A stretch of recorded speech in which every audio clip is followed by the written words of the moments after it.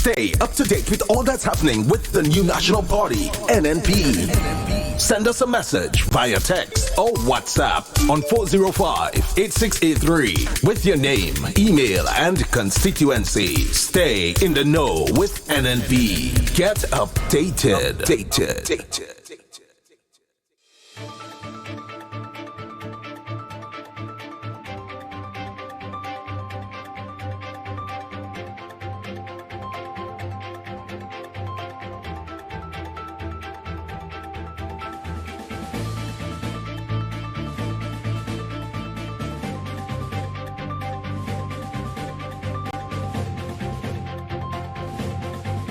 New designs and paperwork submitted to World Bank for more funding for River Road project. Details to this story and more in the National Report.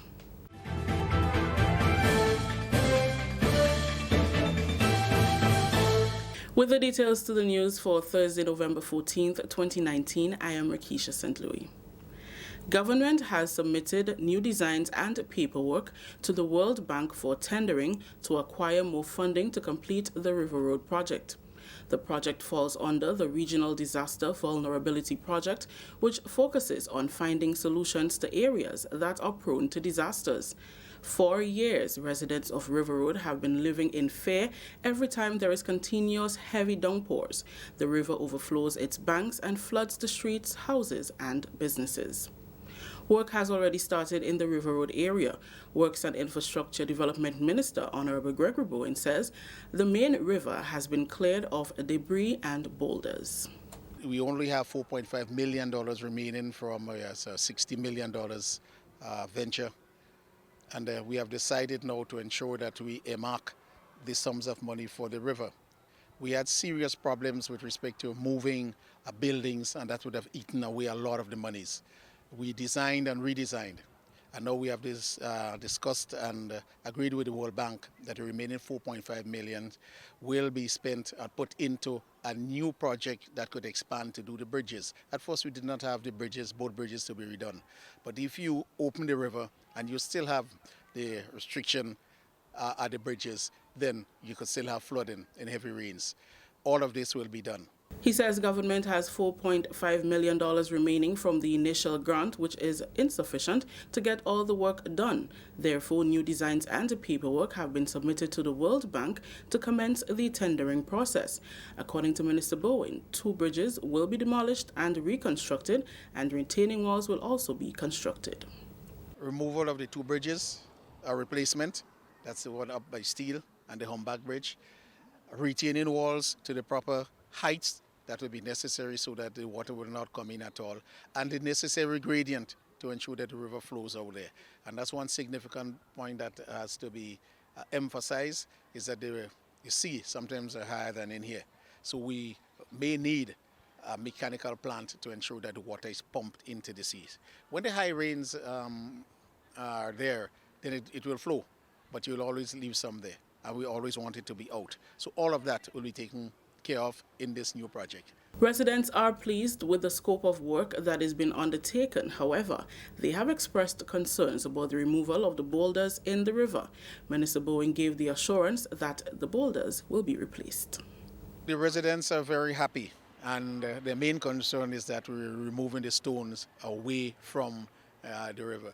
If you note, you'll see that the stones are packed onto the side.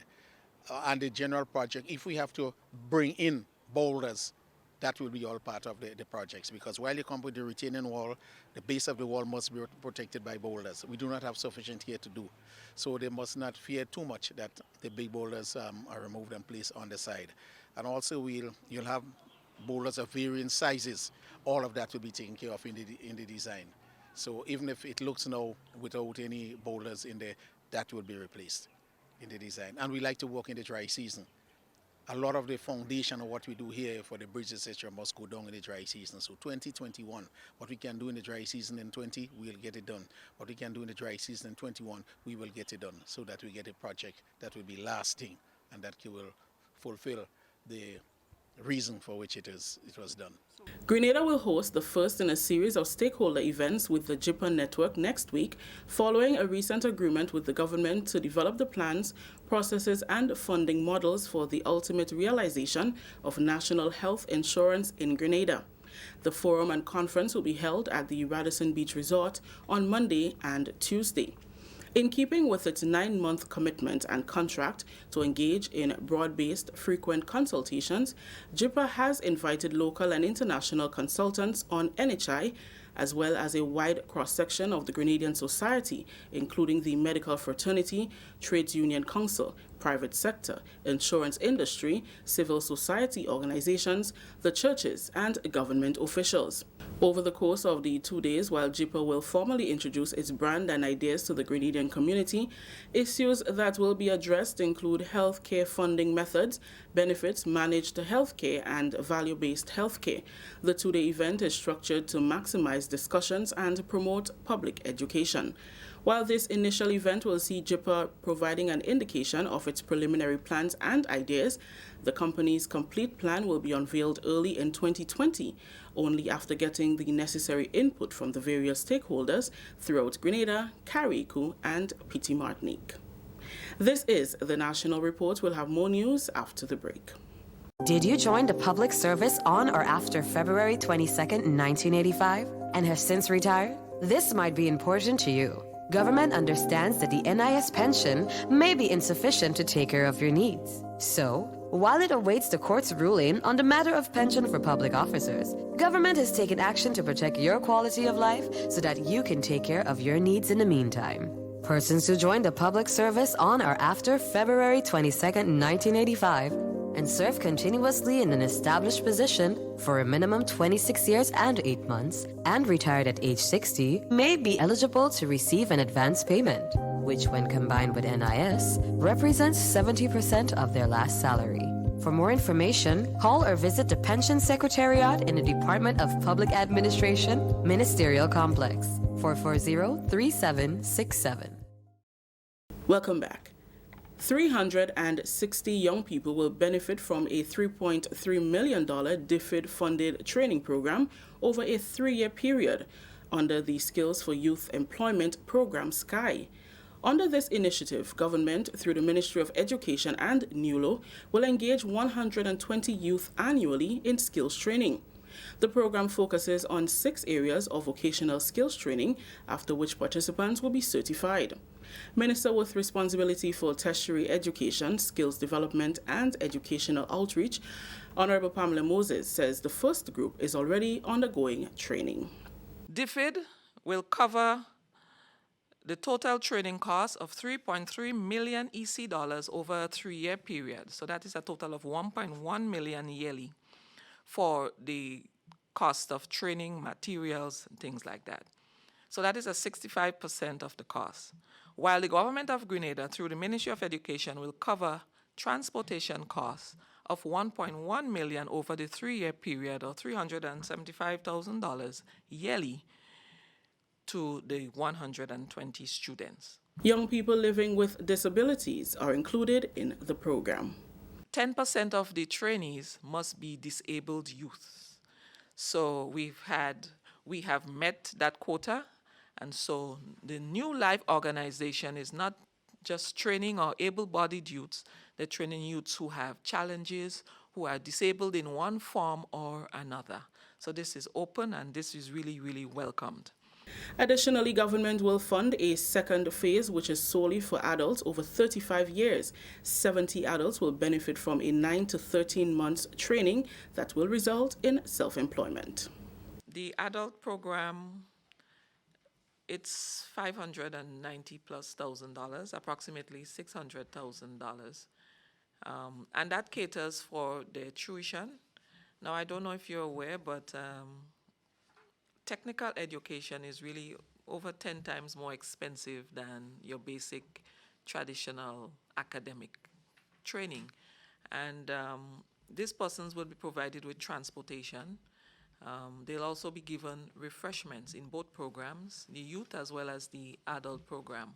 So whereas the youth program is 1.2 million yearly, the adult program would be $600,000 yearly.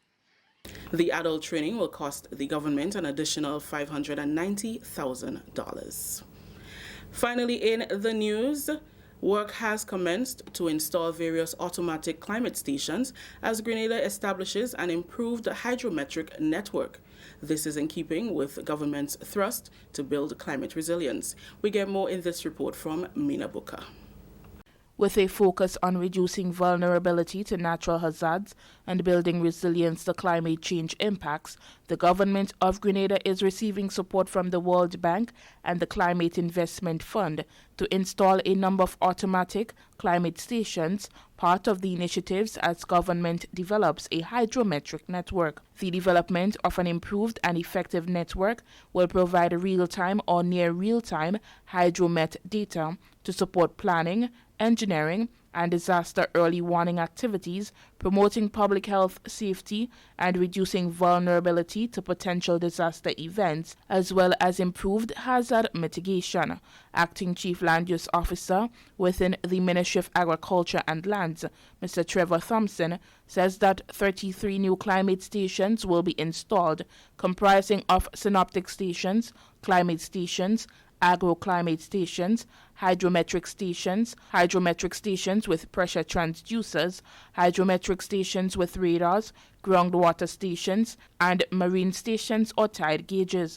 The ministries and agencies collaborating in this project are the Ministry of Agriculture and Lands, Ministry of Finance Procurement Unit, Ministry of Climate Resilience, Environment, Forestry, Fisheries, Disaster Management and Information, Ministry of Finance Physical Planning Unit, Ministry of Carriacou and Petit Martinique Affairs, Ministry of Tourism, the National Parks Division, NAWASA, MBIA, the Meteorological Office, and NADMA. The region, as he further explains, will also have access to the information. The data that is collected will have a benefit a suite of stakeholders across the country.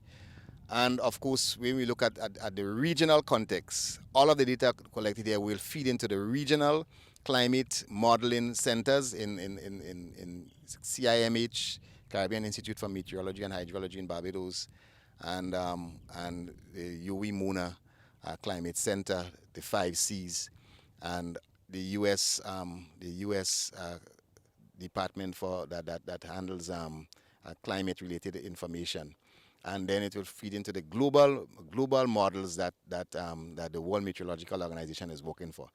So, in the long term, with this data, Grenada will be able to be more proactive in terms of producing its own joint monitoring data. 55 rain gauges will be installed to support the automatic weather stations installed. The stations will record data such as rainfall, temperature, humidity, barometric pressure, wind speed and direction, evapotranspiration, soil temperature, leaf wetness, solar radiation, river discharge, tide levels, and groundwater levels.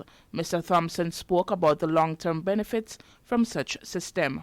In terms of the long-term beneficiaries, you talking about when we're looking at planning for water supply and distribution, or even the management of water resources in general, flood management, because this data will feed into watershed management and watershed modeling, which will also help us with designing, with developing flood hazard maps for Grenada, landslide hazard maps for Grenada, and a number of other hazard maps that will assist us. It will also feed into the predicting the amount of sea level rise that we could plan for in the future, so that we could address issues on the Carriacou, the airport, the coastal areas where the hotels, etc.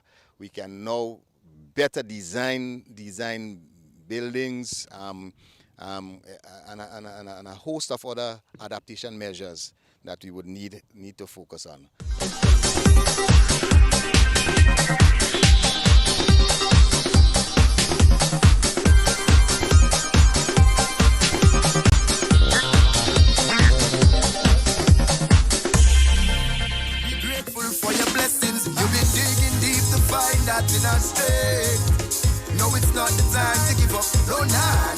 I'm telling you nothing they do will never defeat me. We control your destiny. I'm telling you, take your hand and point it up in the ceiling for me, please. I feel so irate. Wake up and I ready. Must make it ever steady. Setting goals is necessary while they hiding. Precious time they wasting like a disease. It starts spreading. Now it shift their eyesight. I say, I don't know why. Some will worry about the next man's stride. Try to match up a next man's life. Fix your life. And as soon as I start walking hard, you want to vex something must be wrong, you man. I don't come here for that. All you help me but that's the I'm telling you. I'm telling you nothing they do will never defeat me. We control your destiny. I'm telling you.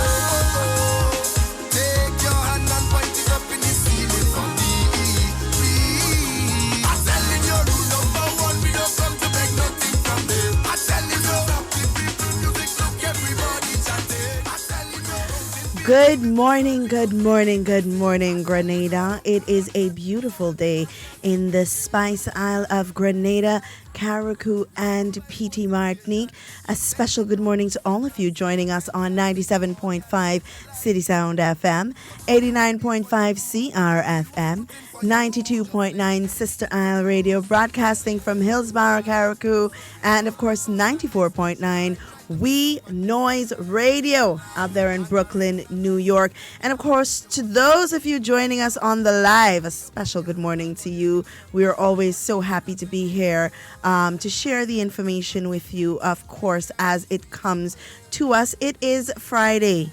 That means it's the end of the week, which means that we need to touch a little bit on everything that we've spoken about all week. But I don't know how much time we'll have to do that because, of course, we have a special guest this morning coming in and also calling in to speak to us of something that is of national importance. So I'm hoping that all of you listening and all of you joining us, viewing on the live, can call your friends, call your neighbors, tell them to tune in because Miss Duncan has something important to see.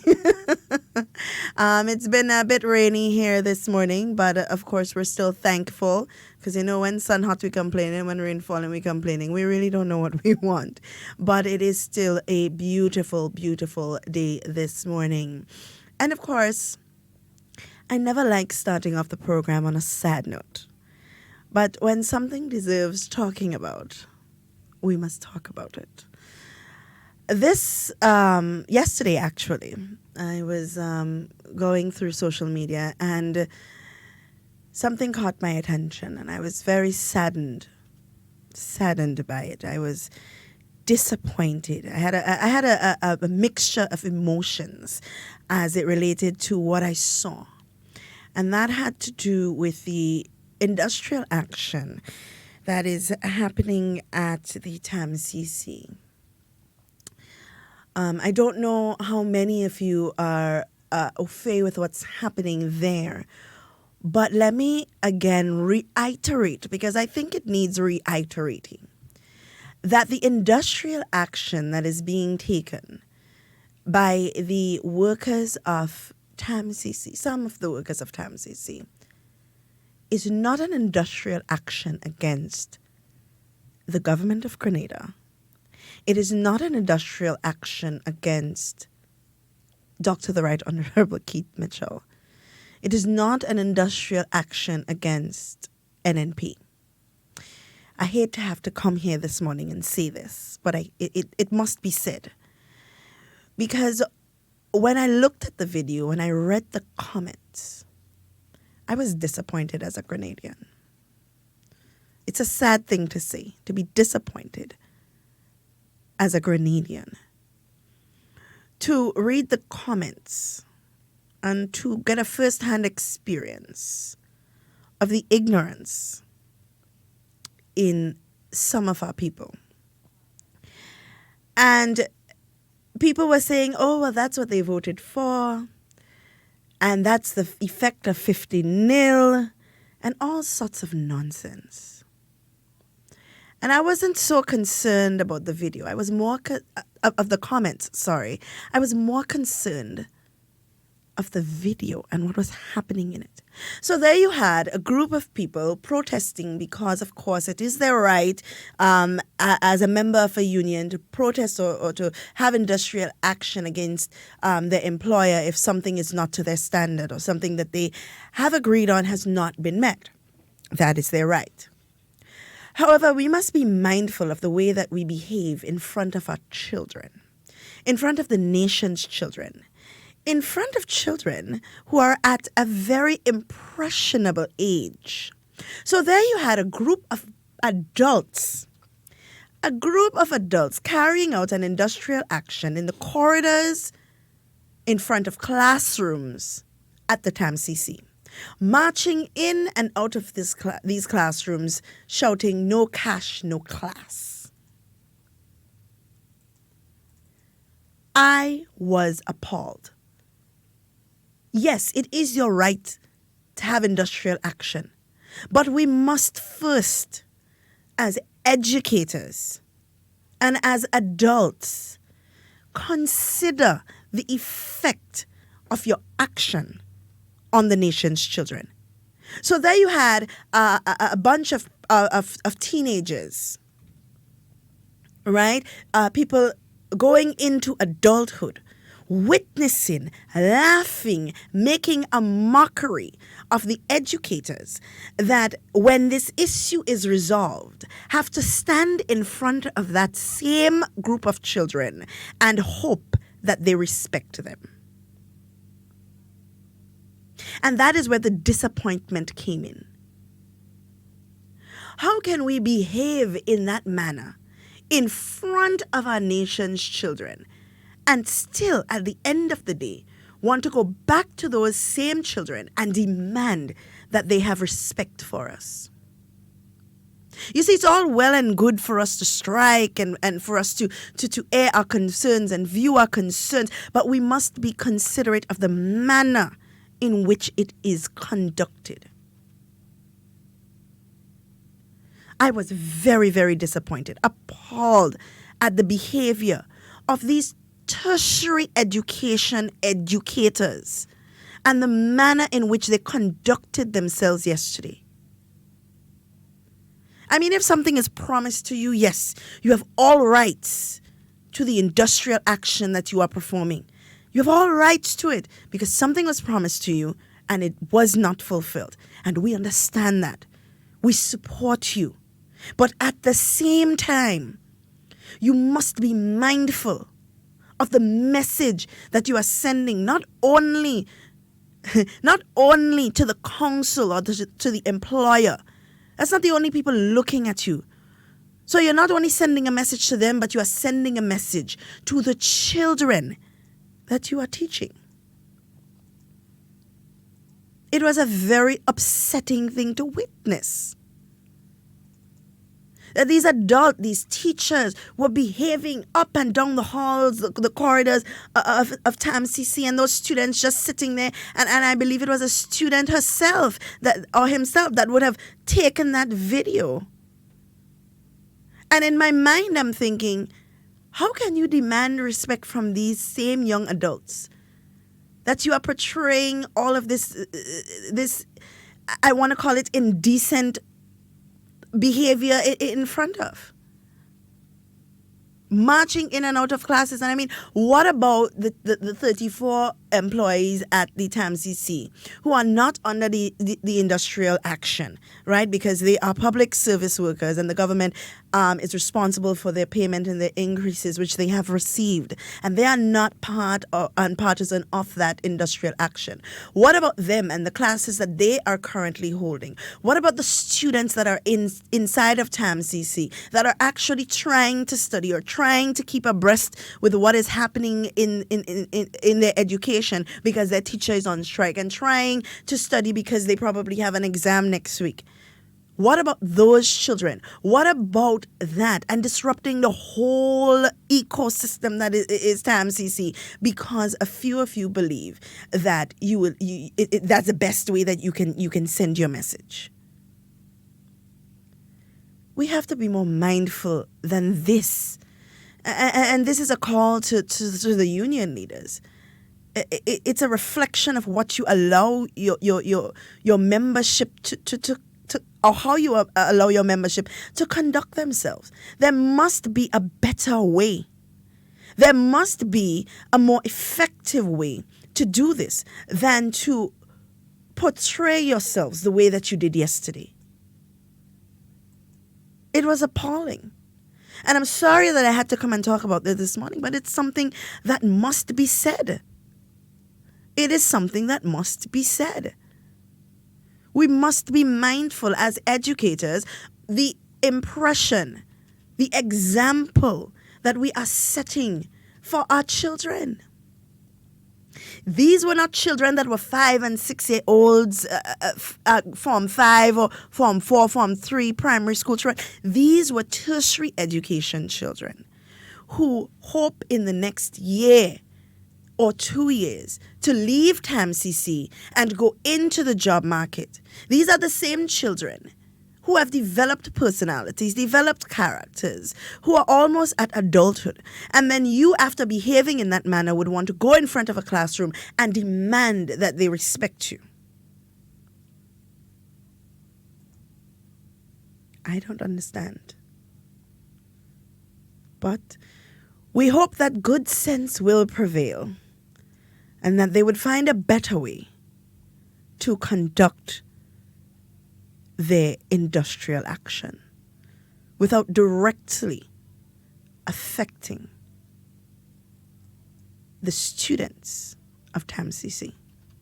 And that's all I want to say on that behavior, because it was very appalling.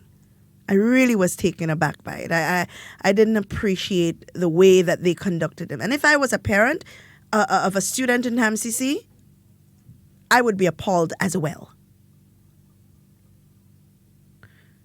It just doesn't show, it doesn't paint a good picture of us as Grenadians. You know, people in the diaspora looking along and saying, well, what kind of lawlessness is this? I mean, it's sad. It's a very sad thing. And I hope that they find a better way to conduct the industrial action, you know.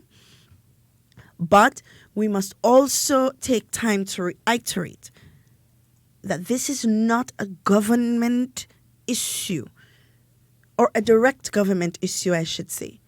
The council that governs TAMCC, that governs the 240-something workers within the TAMCC, they are the ones that are responsible for the $6.1 million increment that these teachers were expected, or employees were expected to receive within that time. All right? And that is where I'm going to stop because my guest has arrived. And we are going on a much happier note, I hope. A much happier note. So in studio with me, you guys know who he is. He is a regular, Mr. Stan David Phillip. Good morning to you. Good morning, Ms. Duncan. I was just catching my breath. I know you're not quite ready. So while you do that, I just want to read a press release that was put out as it relates to JIPA. Now, we know JIPA is the consultancy company that is responsible for handling the NHI and taking it from the phase that it is now into a higher phase, which is looking at implementation features, basically. So JIPA Network and Grenada Ministry of Health will hold their first stakeholder forum and conference. JIPA Network, in collaboration with the Ministry of Health, Grenada, announces their first stakeholder forum and conference, carded for November 18th and 19th. That's Monday and Tuesday of next week. The event, to be held at the Radisson Beach Resort, is the first in a series of stakeholder events to be held by JIPA since the company entered into agreement with the government to develop plans, processes, and funding models for the ultimate realization of the national health insurance in Grenada. In keeping with its 9-month commitment, the contract to engage a broad-based, frequent consultations, JIPA has invited to the conference local and international consultants on NHI, as well as a wide cross-section of the Grenadian society, including the medical fraternity, trade union council, private sector, insurance industry, civil society organizations, the churches, and government officials. Over the course of 2 days, while JIPA will formally introduce its brand and ideas to the Grenadian community, the focus on the event will be to listen to the community, public education, and information sharing. And I want to stop here, Mr. Philip, because I think that is an important, very, very important consultation that is about to take place. And I'm very excited because I have always been an advocate for public education. And this is an avenue, this is a forum for us as Grenadians to go to Radisson and to listen to what JIPA has to offer and to make recommendations as stakeholders in the national health insurance of Grenada. Yeah, morning to listeners. Thank you, Ms. Duncan, for inviting me again. You're right. We are at a stage now where the process becomes very interactive. Mm-hmm. I always like to give us an opportunity to step back, because we're at the stage now, and there are some people who probably are of the opinion that we just jumped into where we are. Mm-hmm. So I would like to just, at least another time speak to the process and, at least point out the journey we took to get where we are. Yeah. This thing started, universal health as it's called in some territories. That process began way back in 1995, 96, when the first National Health Insurance Committee was established. Fortunately, unfortunately, I was part of that. When the government changed, moved from NNP to NDC, the NDC commissioned another committee. That was in 2008. That committee did two significant bits of work. One is that they invited the HEU team headed by Professor Theodore to do a study to determine whether Grenada is ripe for NHI, whether the conditions are fertile. The study basically said, yes, Grenada has everything in place to do it. At the same time, a hospital study costing was done by USAID, and the report was submitted. So these two significant events happened during the life of the second NHI Advisory Committee. Mm-hmm. When the government changed in 2013, there was a recommissioning of the committee again, and I was again asked to serve. And what happened in that period of time was that a concept paper was prepared where we looked at everything concerning NHI and made certain recommendations to government, including the need to do some technical studies as to the feasibility of the NHI. During that period, we got funding from IBSA, that's India, Brazil, South African Fund, to do the technical studies, which was undertaken by the UE. And we also established NHI Secretariat during that period of time.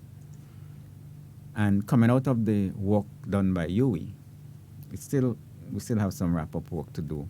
UE still have some wrap-up work to do.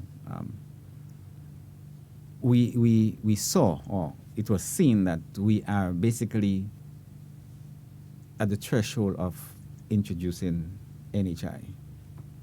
So the next step was to prepare for launch. Right. And that's where we are right now. The government of Grenada gave a contract to JIPA, as you said, to do the pre-launch work. And they are on the ground. And the stakeholder conference is going to be Monday and Tuesday.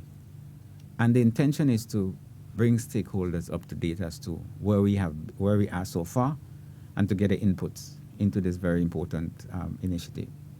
So yes, the Grenadian public, professionals and providers and everybody who have interest in NHI should look forward to this. Yeah. At that conference, JIPA would give some broad parameters of the plans, but the input of stakeholders would be critical to the next steps. So the next big announcement after this would be launch. Right. Once that is completed, we would have put all the ducks in line, as people say, to launch NHI, so that the Grenadian people can now have access to quality affordable healthcare. Right. And I love, and I know I like to say I love because I'm a passionate person. So love is a big part of me. But I love that we are making strides and we are seeing these strides come to tuition right in front of our eyes. I mean, we now as Grenadians have a first-hand opportunity to be a part. JIPA is giving us an opportunity to voice our concerns, to hear from us, to listen before they can even begin to think about models and begin to say to the government, well, these are the models that we have and this is what has worked best here and there and everywhere. They're giving us as Grenadians an opportunity to speak, to them about what we want, what we can afford, to hear from us. And that is so important. I like that. And I'm really, really hoping, I always advocate for this, because I'm really hoping that the Grenadians, with all of the ideas and all of the best models and all of the experience, would go down to Radisson and behave properly. Of course, I want to say that because we have a tendency when we know. And our knowing is it must be right. But I hope that they go with an open mind, not only to just voice their concerns, but to also listen to the other people in the room and hear what they have to say as well. Because sometimes it may just take a man on the ground to give an idea or to give a suggestion that may just make a milestone, So it's really important for us to go there with an open mind and just listen, share our ideas respectfully, and understand that everybody's opinion matters. Everybody's a thought on something, it matters, So we always have to keep reminding people of that, because I've been to forums already where you have some individuals who are hell-bent on that is what it's supposed to be, and there's nothing you can say that's going to change my mind, and they go to every single forum and say the exact same thing, and they choose not to budge, no matter how you show them that it's not going to work or that it's not possible. So I'm hoping that we go with an open mind. What is universally accepted is that an NHI program is not a one-size-fits-all program. Every Right. territory, every country that move in that direction would have to tailor this thing to suit their local conditions. Right. And JIPA is not lifting something, as far as I understand, out of one place and dropping it here. I've had the opportunity to visit 3 territories that did NHI, the BVI, Turks and Caicos, and the Bahamas. And although all programs are geared towards achieving the same goal, they are all different because the local conditions on each of those islands or countries are different. Right. And that's why the Grenadian input is necessary. Right. So that people can ensure that the program is tailor-made for our local conditions. Yeah. Right. We're going to take a short break because actually we have Dr. Kester Ned, who is supposed to be calling in at any moment now. He is going to join us and give us a little insight on what to expect. So we're going to take a short break and then we will be back, hopefully, with Dr. Ned on the line to give us some more information. The new national party, NNP St. Andrews Southwest Youth Arm, presents its annual themed cocktail and gala. It's 90s style. That's right, we're going back in time. Saturday, November 30th, 2019. Going down at the Twilight Nightclub, Grenville. Cocktail starts from 7 p.m. until you say when. Watch it. Tickets cost only $15. Finger foods included. With music by Grenada's top DJs. Alongside live performances. Lots of dope prizes for the best dressed male, best dressed female, best dressed couple, and many more. The NNP St. Andrews Southwest Youth Arm 90s style cocktail and gala. Saturday, November 30th.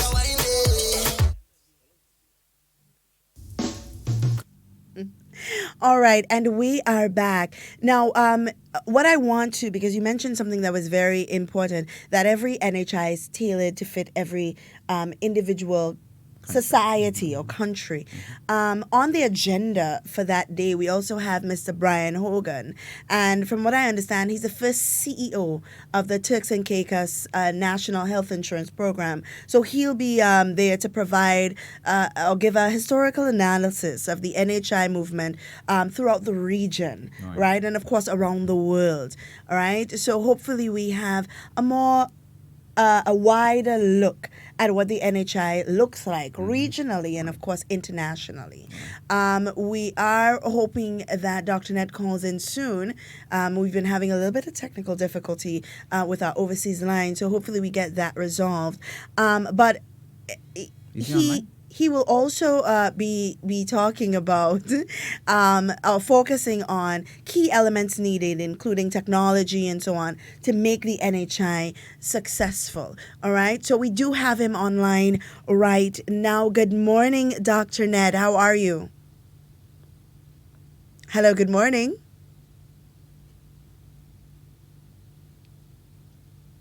Hello. Oh, no, it seems like we're having a little technical difficulty. So we're hoping to get that resolved very soon, right? Let's try again. Oh, no.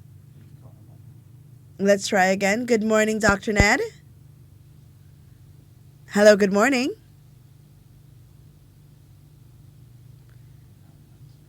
Good morning, Dr. Ned.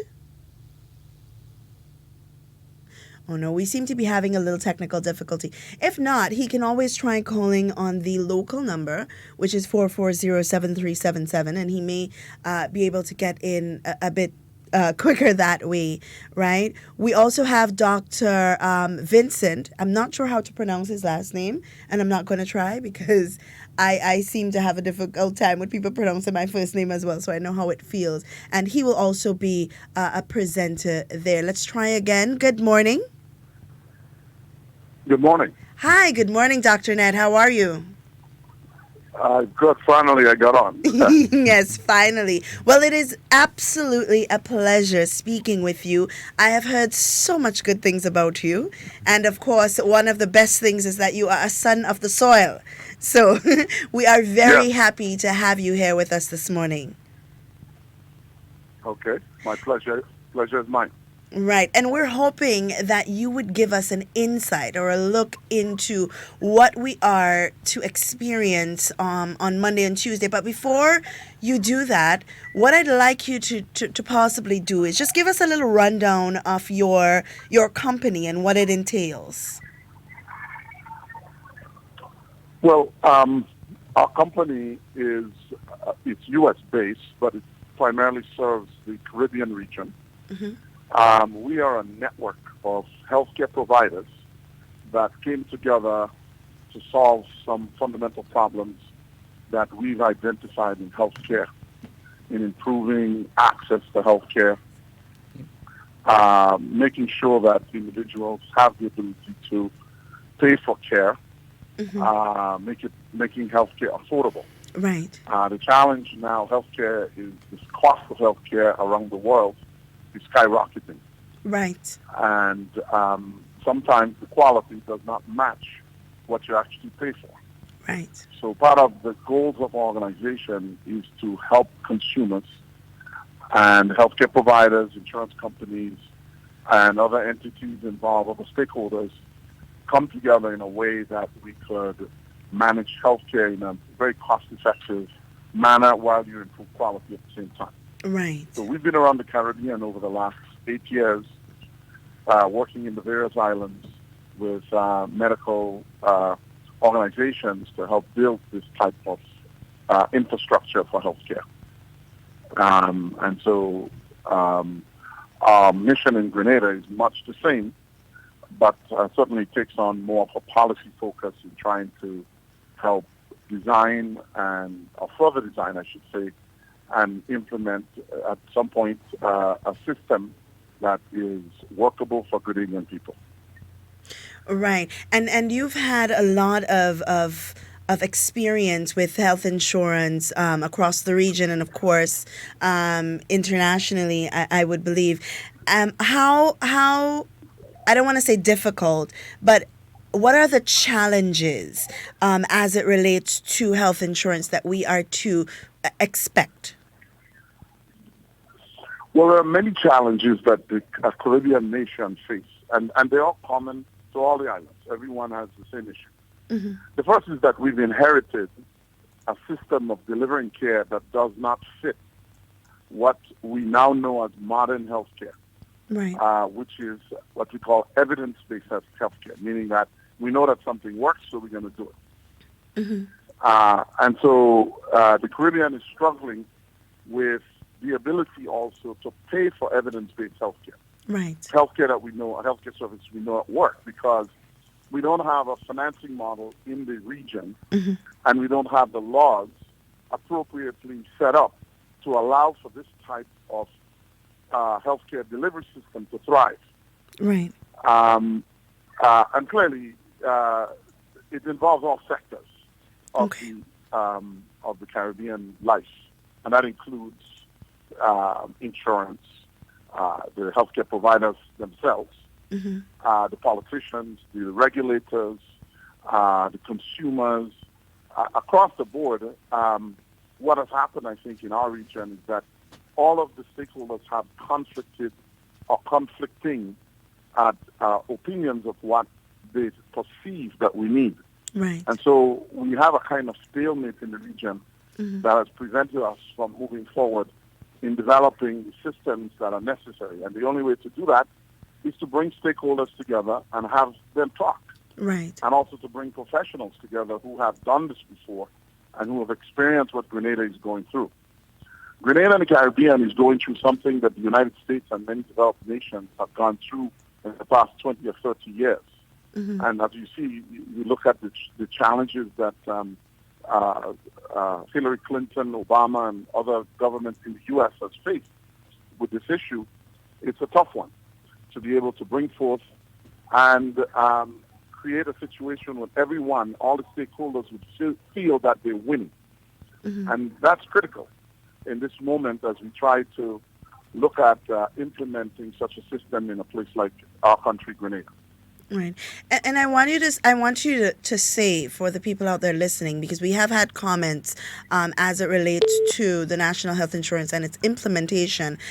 Someone is asking that, let me just get that question real quick. They're asking, the stakeholders conference is happening 2 days before our budget, which is on Wednesday, and they want to know how would our inputs as Grenadians really be taken into consideration? And I want you to explain to them that the purpose of the meeting is it not really for implementation, but it's really to hear from our stakeholders what's on their mind, what do they consider to be health insurance or national health insurance, what model they're looking at.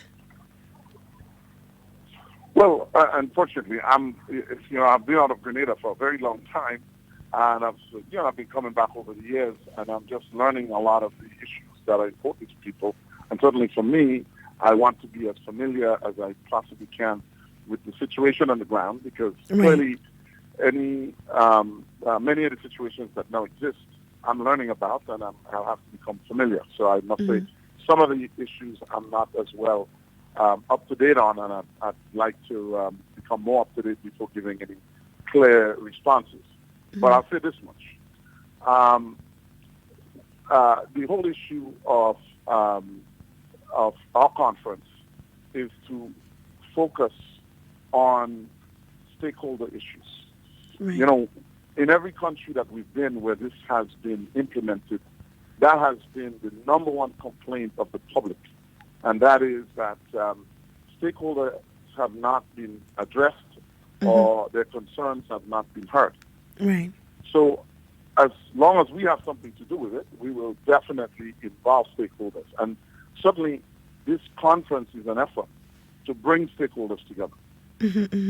Outside of the context of all of the other issues that are going on between the different sectors in the society, we want to rise above the noise and try and bring forth a plan that is sensible, that people could live with.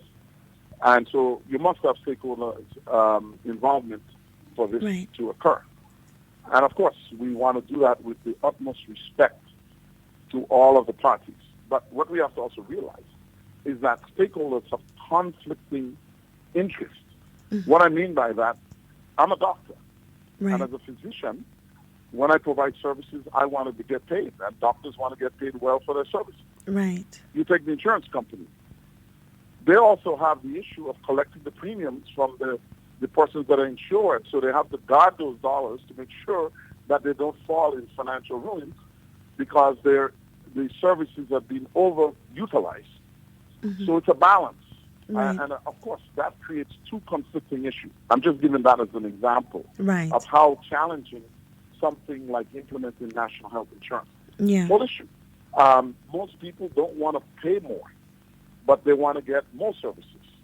But the reality is that it must be paid for by someone or some entity. So part of what we want to do is to bring the dialogue to the people and let them help us understand what their issues, so as we make decisions to move this discussion and to move a plan forward, that people would have a full understanding of what's going on. In my opinion, being a Grenadian myself, I believe this subject is something of national importance. I agree. And every day you hear of situations where people are not in a position to either pay for or they are not, or the country as a whole is not in a position to be able to offer services that in today's world are considered important services for a person's health and well-being. Right. You know, Franklin D. Roosevelt said that the health of a nation is determined, the wealth of a nation is determined by the health of its people. Yeah. So clearly, when you look at the record of Caribbean people when it comes to what we call non-communicable diseases such as diabetes, hypertension, alcoholism, problems with smoking, obesity, and all these other challenges that we face, the Caribbean is disproportionately represented in terms of the world stage. And so it's critical that we have important interventions in terms of attempting to fund healthcare. This is our greatest challenge. When you look at the risk of cancer in our society, we've lost many recent well-known individuals in Grenada because of cancer. The WHO predicts a 40% increase in cancer rates in the Caribbean over the next 10 years. This is an avalanche that's going to hit governments in their attempts to fund the cost of healthcare.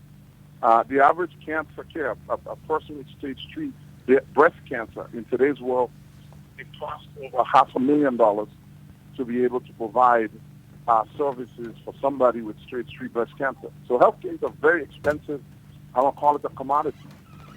And as such, this is a timely subject for us to address in the Grenadian infrastructure. So that before you called in, stand here. I was saying to the listening public that NHI. I'm not hearing you too well. Yeah, are you hearing me better now? Yeah. Yeah. I was saying before you called in, I was saying to the listeners that the NHI process is unique in every country. And the importance of the stakeholders conference is to ensure that we get inputs from the stakeholders. So it's not a case where they would be dictated to, but they'd be listened to. And I think that's important to stress. I probably didn't hear what you said there, but for some reason the volume is down a bit. I believe what he's saying is that it's important to stress, because I think people are of the impression that JIPA is coming to tell them what is going to happen in national health insurance, and that it's important to stress that you're not coming to tell, but you're coming to consult. You're coming to hear from the people and gather their ideas and gather from the different stakeholders what they perceive to be health insurance and what route they think should be taken. Yeah, well, I think you know it's an important exercise to allow people to express themselves. I really believe in the freedom of expression, and sometimes when people don't understand what's going on, they may comment, and sometimes they do understand. But I think from my perspective, this is an opportunity for all of us, everyone, to be able to vent what they have to say. We don't take anything personal. It's important because every stakeholder is looking at their own interests. And so part of our role in coming into the process is to help, get people's voices heard. And at the same time, at the end, to come up with something that's sensible. Now, clearly, we can't follow what everybody says, because if you try to do that and you try to please everybody, nothing would work. But it's, from my perspective and the team that we have that's coming with us, we really want to hear the critical comments. We want to know what people see. And, and certainly I understand the climate in the Caribbean in terms of how things get done. And certainly we want to be in line with that process. Mm-hmm. And but we also want to put some discipline by putting some rules of engagement that make sense. Right. If you don't have rules of engagement, things don't happen. Right. So some of the things that we want to do is to give clear messages, deliver what we say we're going to do, and before we promise to deliver, we want to be sure that we vet things and to make sure that it's possible. Mm-hmm. I think what's important in people's mind is the confidence that you are able to deliver what you say. And for us, from our standpoint, we believe that that's what would make people gain confidence in what we have to say and what we have to do. It's a challenge. Developing any national health insurance scheme or mechanism is a challenge. And we just have to listen. And I think that's an important part of what we are here to do. That's why we've decided to start off by in terms of our own coming on the scene in doing a stakeholder conference where we could get the opinions of the leadership in the country, all of the leaders that represent any kind of constituency. We feel it's important for them to have a part of this and have the discussions. And in that case, we can really understand what's going down and what people are feeling. Absolutely. At the end of the day, what we want to accomplish is to make sure that I'll be certain that people get great health care. Absolutely, I agree. And another comment from our live video is that the NHI is a component of the National Sustainable Development Plan, which guides the budget. If we haven't yet calculated the cost, how can a figure be proposed in our upcoming budget? I believe that we are misunderstanding what's happening, because I think a lot of people, when they hear NHI, they think that it's going to be implemented in the upcoming year. But we are still a way off from the implementation stage. We are still at a stage. Well, let me sort of clarify that. I think that's the point that you make. So, implementation of an NHI plan takes in a staged process. You have to prepare your healthcare delivery system. Mm-hmm. You have to prepare legislation. Mm-hmm. You have to prepare the physicians and the providers, the dentists, the nurses, the doctors, the hospital system. There are some fundamental changes that's going to occur in the healthcare delivery system. We have to move to a system of coding, where we could document every disorder and every treatment that we administer, so we could track data on people. Right. The term we use is called population health. And if you don't have population health, you can't determine costs. And it's hard to determine how much dollars you're going to need and what kind of investments you need. Investors, in order to attract better healthcare delivery systems and to attract the highest and most qualified healthcare professionals, we have to implement these measures. Because that's what gives confidence. I mean, I hear about the brain drain of healthcare professionals in the region, nurses, doctors, and so forth. Mm-hmm. But we have to create an environment. I mean, you're talking about a highly trained individual who goes to school for years to learn a craft. Mm-hmm. And if they come into an environment where they don't feel safe and they can't practice their art, obviously they're going to leave. Yeah. So I believe that National Health Insurance has an opportunity in implementing this to really develop a system where professionals will feel welcome. And it becomes a competitive opportunity for people to want to come to the place to deliver services. Right. Healthcare is a relation between a healthcare provider and a patient. Mm-hmm. And if you don't have that relationship, and nothing should get between that, in terms of that relationship. As a physician, that's the focus that I've taken in my own practice and in the way I treat my patients. I think it's very important that, the element that be understood so that consumers would feel confident that they have the right doctors and so forth. So where we are today, it's a process. Right. And it's going to go through many stages. Right. The stage that we're in right now certainly is the stage where we are now getting the opinions of people. We have certain plans about how to do it and certain knowledge. I mean, certainly there are examples around the world of how this is done with success, and also the areas where there have been failures. What we are doing in Grenada is taking the positives from those other countries who've implemented it, and we're looking at all of the areas that they've had challenges, and we will try to implement the ones where we see opportunities to move ahead. All right. So clearly, this is our focus. So as it relates to the next phase involves the actual go live. Mm-hmm. So go live is a different phase from what we're doing right now. Go live is when people are receiving care, premiums are being collected, the infrastructure is in place, and the administrative services are being rendered. Right. But this stage that we are at is just the stage where we are basically developing the plan, or we're in the preparatory phase for implementation. So this is where you really need the opinions of people. Yes. The first stage, which the University of West Indies did, they engaged themselves in research to do this. Mm-hmm. When we actually bid on this project back a couple of years ago, we were one of the companies that bid on this process. What we knew was that the University of West Indies certainly was the organization that was qualified to do the research. Right. Our organization is not a research entity, so the University of West Indies was chosen to address the research issues, right, and get the data that we are now using to help us make decisions about cost. We still need to collect additional data because, unfortunately, the data systems that are generally in place for the operations of these systems were not there.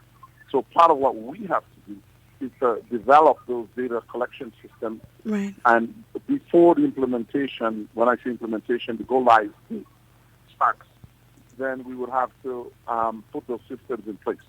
One of the things that our company is heavily involved in is in the technology side of this process.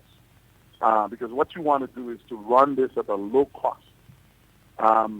This system is going to be considered a low to medium income system in terms of the premium size and what the country could afford to pay. Right. So as a result, we would have to create very, very efficient models that would allow us to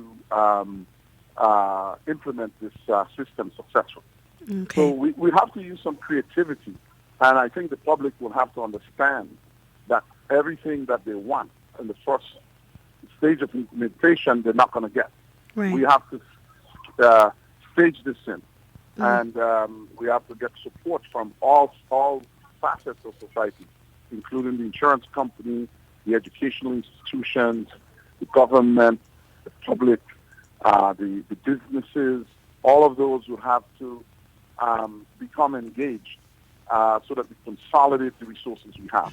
Right. Part of our problem is that everything in the region, as it comes to healthcare, is so fragmented that we don't benefit from the economies of scale that many of the countries internationally that develop these systems have been able to do.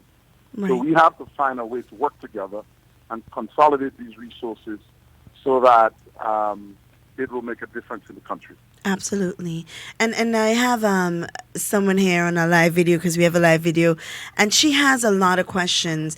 And I think that it's important if you're able, Cassandra, to go down to Radisson, then you would have an opportunity in a forum in which you can ask those questions and get the answers that you're looking for. So this is probably one of the main functions of this forum, of this consultation that is going to happen next Wednesday and Thursday. Monday and Tuesday. Oh, Monday and Tuesday, sorry. Next Monday and Tuesday, it gives you an opportunity to really answer these questions, because as it stands right now, you may not be able to answer all of the questions on this forum, of course, because of the interest of time.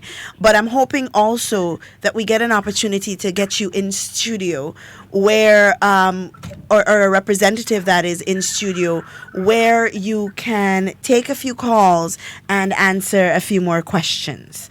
All right? But Sure, we'll be glad to. We'll be glad to. Wonderful. So it's always a pleasure getting the information right from the source. So we thank you so much for taking the time to call in and speak with us and just give us an idea of what we are to expect, not just from the consultation, but from your company in working towards the realization or the reality of national health insurance.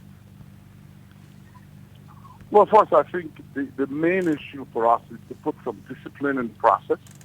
I think if you want to be successful, you have to have discipline. And, you know, there are a lot of voices out there, and what we're going to do as an organization is try to filter the important messages that we need to get out. And we have to get a way forward. That's the key to this. It has to be done in a bipartisan way. It's a national concern. It's not, and I know because I'm from Grenada, my mother used to be a politician. I understand the nature of Grenadian and Caribbean society. Right. But this is an issue of national concern that we have to rise over the politics, and everybody has to come together. That's the only way this thing is going to happen. Because at the end of the day, if any one of us gets sick, we want good health care. You know, it's a commodity. It's like food and medicines. All those are commodities that we want, and irrespective of what our thoughts and our feelings are, it's really important on this one issue that people come together and let's find a way to make this work. Absolutely. Our goal is to make sure that we have a working program that makes sense and that's critically and vetted, so that once it's implemented, we know the strengths and weaknesses of the program moving forward, and we put a plan in place whereby this program is sustainable. Absolutely. And that's our goal. That's our goal as an organization. And it's a wonderful goal. A plan that makes perfect sense. Absolutely. Well, thank you so much for calling in. Hopefully we have you in studio soon again so you can take some calls and answer some questions from the persons who aren't able to attend the consultation and have a few questions of their own. So thank you so much for calling in. Thank you. All right. You're welcome. All right, guys, and there you have it. That was Dr. Ned. He is the Dr. Kester Ned, Grenadian-born CEO of the JIPA network, giving us an idea as to what that consultation will entail this coming Monday and Tuesday at the Radisson. Stan, do you have an idea of the time? Well, I know the plan is to begin at 8:30, 9 o'clock. Okay. That's the plan. Yeah. All right. So those of you who have the questions, the important questions, I mean, all questions really regarding national health insurance is important, but we're asking you to put on your best behavior, appealing to you to put on your best behavior and attend the consultation and just listen to what's in store, so you are able to make informed contributions towards the national health insurance becoming a reality. All right. I don't want to say too much on that because I think we've exhausted the topic of national health insurance, and the information will be provided on Monday and Tuesday. But since we are doing week in review, of course, it would be remiss of me to not speak about matters of importance to our people to understand. And I beg with Grenadians every day. I beg with us as a people. I know we are passionate about our politics and we are passionate about our parties, but we must let common sense prevail. So this morning I was listening to one of our local programs, and on that program, some Grenadians, of course, by right, were expressing their concerns. Uninformed concerns, I must admit. And it had to do with the boardwalk. That boardwalk that takes you from Griff, right in town, leading toward Keep Left, basically. And we were ranting and we were raving and we were angry and we were passionate about the boardwalk being barricaded. Now, I remember a few weeks before that, we were angry and we were upset and we were passionate about the boardwalk needing fixing and somebody going to fall through or somebody going to fall down or some. We cannot please everybody. That's true. It is not the government's aim or goal to just sit and please everybody. The government must make decisions that is best for the state of Grenada. Somehow they might vex, but that's okay. We can't be happy all the time. So just for information purposes, for the persons who are calling and ranting and raving, the boardwalk will be fixed this weekend.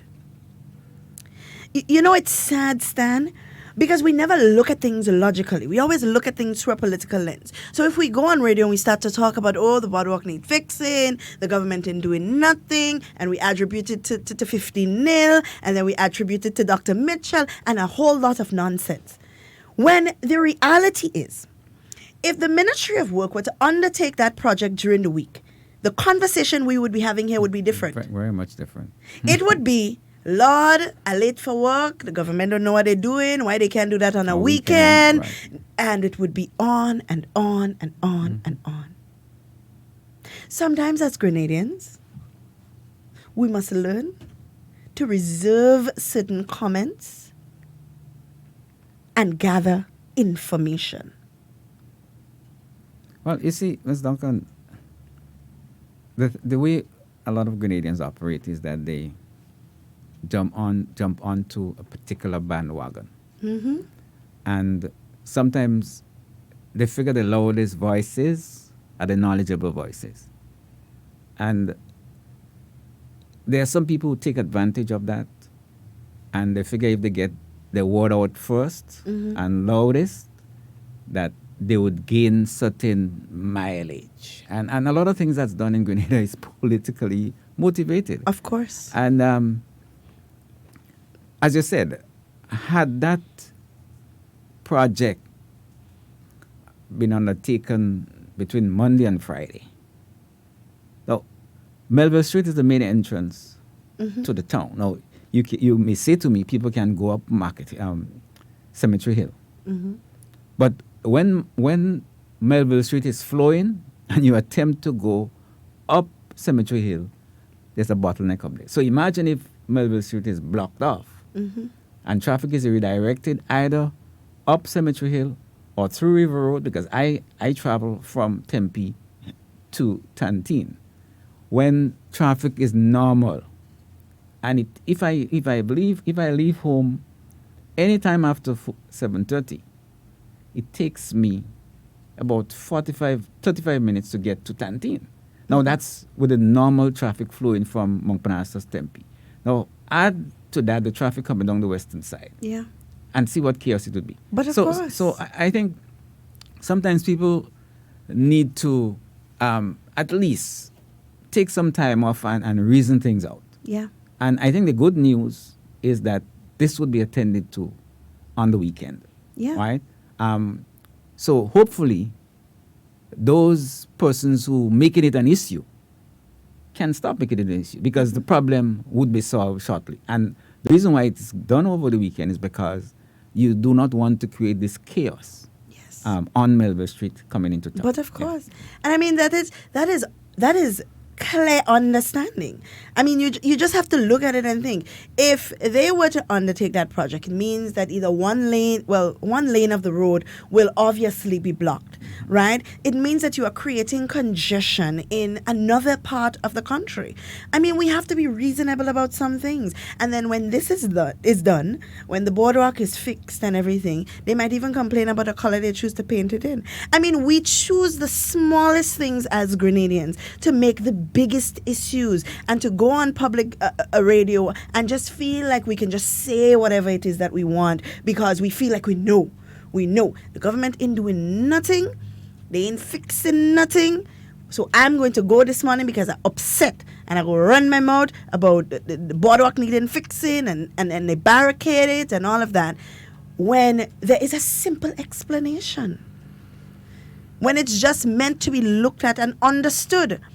I mean, if they were if the government of Grenada were to say, okay, they're making all this noise this morning, Saturday we could just block off the half of the road, or Monday morning we could block off half of the road, and then everybody's going to start complaining, well, I was late for work, the government Ministry of Work don't know what they're doing, NNP again. You know, it's becoming old. It's becoming old that we are not elevating as a people. A lot of this is done for political mischief. And I think, you see, there's nothing wrong in Grenada being a politically charged entity, because, you see, discussing politics helps to ensure that governance is the way it's supposed to be done. But there's no way you can say to me that there's nothing good that's happening. There's no way you could say to me, we should not change the conversation to something positive. But, you know, the phrase, a drunken man would cling to a straw, holds true. And if we don't have nothing to say to people that we can do, the best thing to do is to attack those who are doing. You know, and that's where we find ourselves. But you know what? I think we sometimes give credit to the loudmouths and not to the bulk of Grenadians who listen. Yeah. Because people listen and they digest. Yeah. And they look to what is said and make decisions. Because if Ms. Duncan is not going to tell me anything positive, she's not going to tell me what I can do, all she's doing is trying to see what somebody else is not doing. Mm-hmm. Then something is wrong. Yeah. If you're not part of the solution. No. Right? Because you have no solution to give. And I think that's where we're at. Listen to a lot of the rhetoric.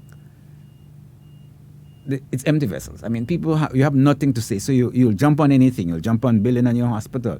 You'll jump on UE campus. I mean, things that you can go into the records and see that these things have been settled. There are processes that are put in place. You know, so it just tells you that if you're empty, you'll talk about anything. Anything. anything. And I think as Grenadians, and I always say this, we have to start demanding more. And not only that, we have to start speaking out more, because there are a lot of, and being on this program has opened my eyes to a lot of things. There are a lot of Grenadians who actually know, who are actually very intelligent, who are actually very positive.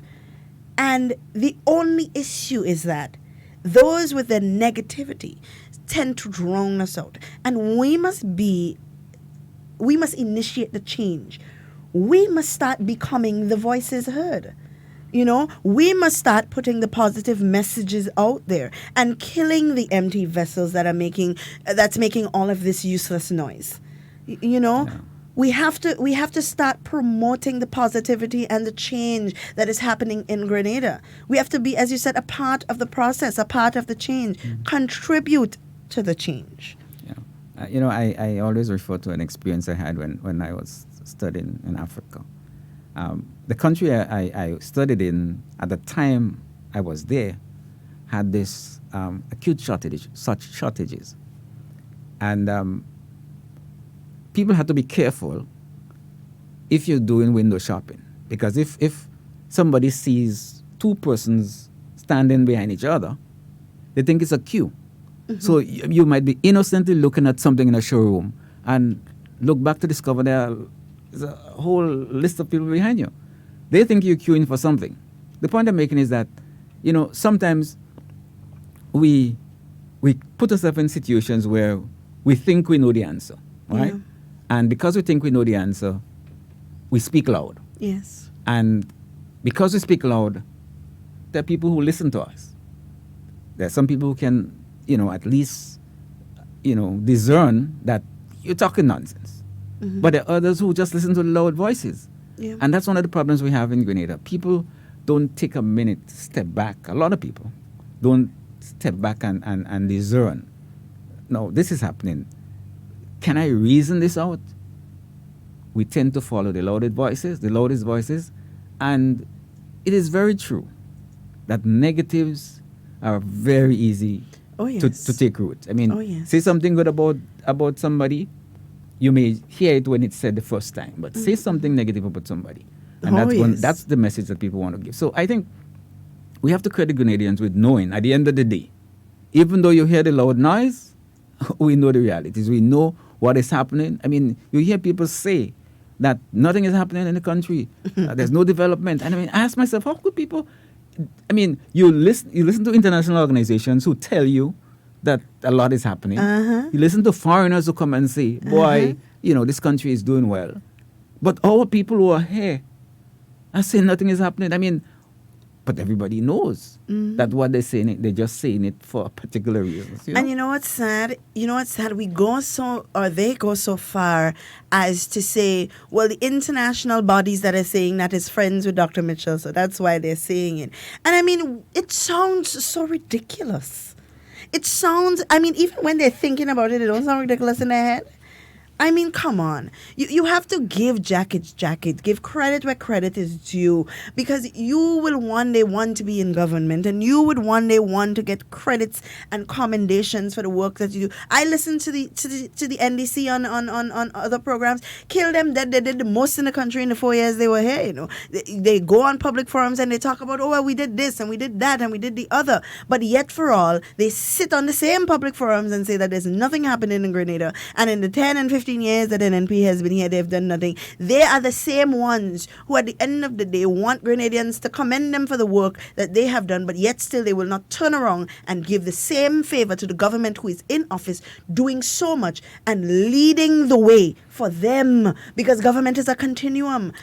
I think that clearly shows the difference between the supporters of the two entities. Mm-hmm. Had it been the other way around, if it was NNP that had this dismal failure for this one term, you would not have, it would have still been talked about. Of course. But we have to, again, I like to say, let's credit our people who said, look, these guys came, they tried, they failed. Forget it, right? Let's talk about the good things and don't go back to the bad things. Because, sometimes you listen and on almost everything that is said. You can find tons of things to throw in the people's faces. But you know what? When you try to charge yourself with negative energy, you won't make any headway. So I think what we need to do is to continue to promote the positive. I mean, Grenadians are not stupid people. We know what we see. We know we know the days when, I mean, the end of the month or payday could have been anywhere between the 2nd and the 5th of the following month. We know those days, right? We know those days. We know those days when everything that could have been sold was sold, including things that didn't belong to the government of Grenada was sold, right? We know those days. We know those days when we had to find money somewhere to do what we had to do. We know those days when, I mean, we were like spinning wheels in mud. Right? So it's not a matter of wondering what happened then. Everybody knows what happened. Of course. Right? So we all know. If you when you put yourself in the position, speaking as though you did so much during this one term, you know, the record is there to show. And it's funny that they contradict themselves so much by saying we only had 4.5 years. Well, they were given 5. If they choose 4.5, that's their business. But we were given 4.5 years to do all of these things, and it wasn't enough. But yet still they go on another public forum and say, oh, well, we did so much in the time that we were there. It has to be one or the other. It can't be both. It's either you did enough in the time that you were given, or you were not given enough time. So we have to be able to call them out on what, and their supporters as well.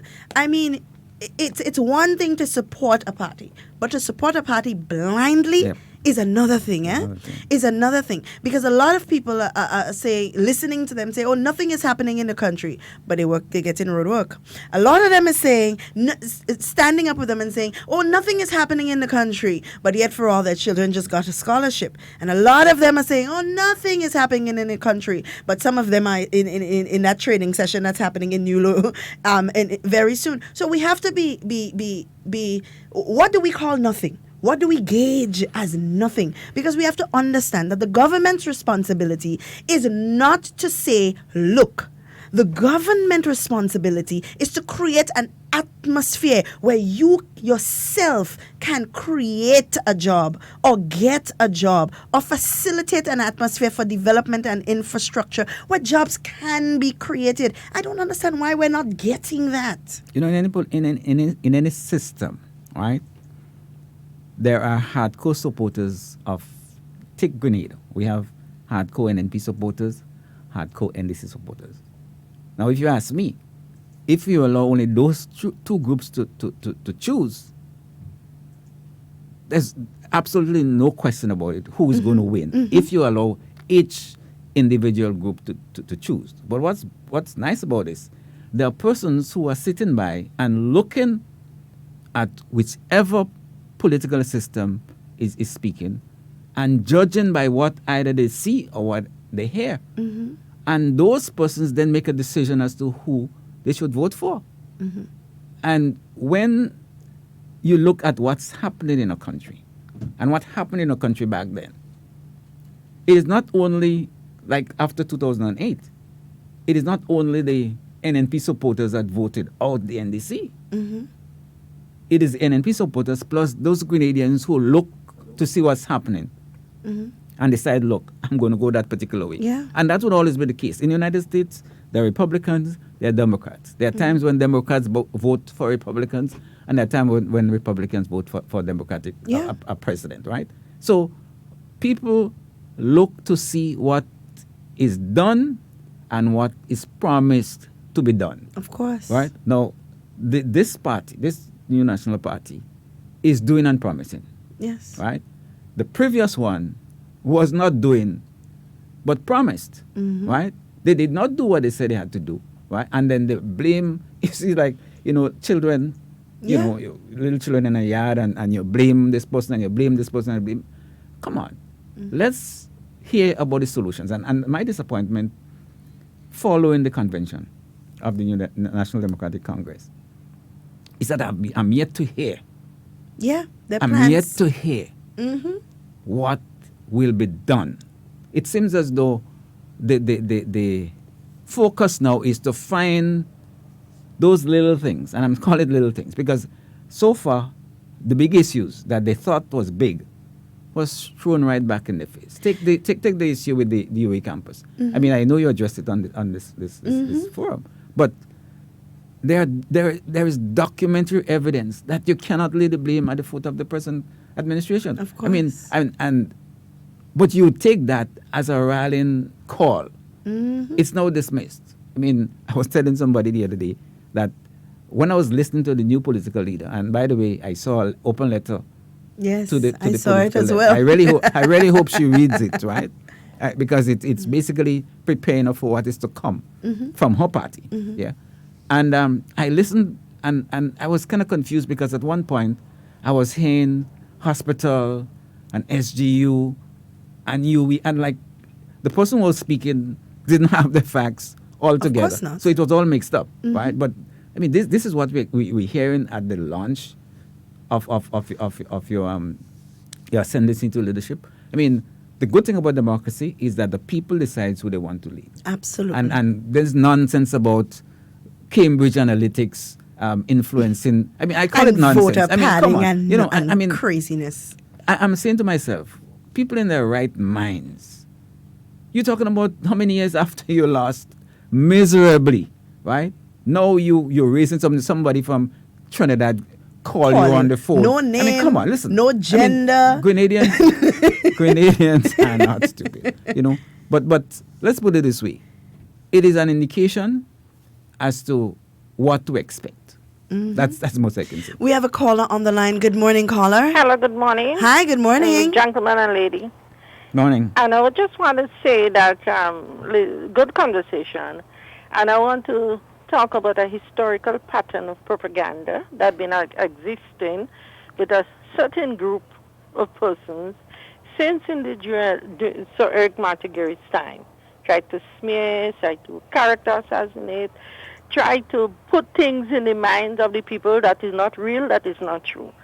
And if you look the historical pattern, what exists as of today is the same route that some of them want to take. But I believe that the people of Grenada are very mature and understand who it is, the party and government that is performing, that care for our people. You know, one of the best prime minister in Grenada ever has. Sir Eric Gary was one, two, but he died, he gone, and history will absorb him. And our dynamic Prime Minister, the Right Honorable Dr. Kit Mitchell, for the good performance and the team, and for negotiating skills globally.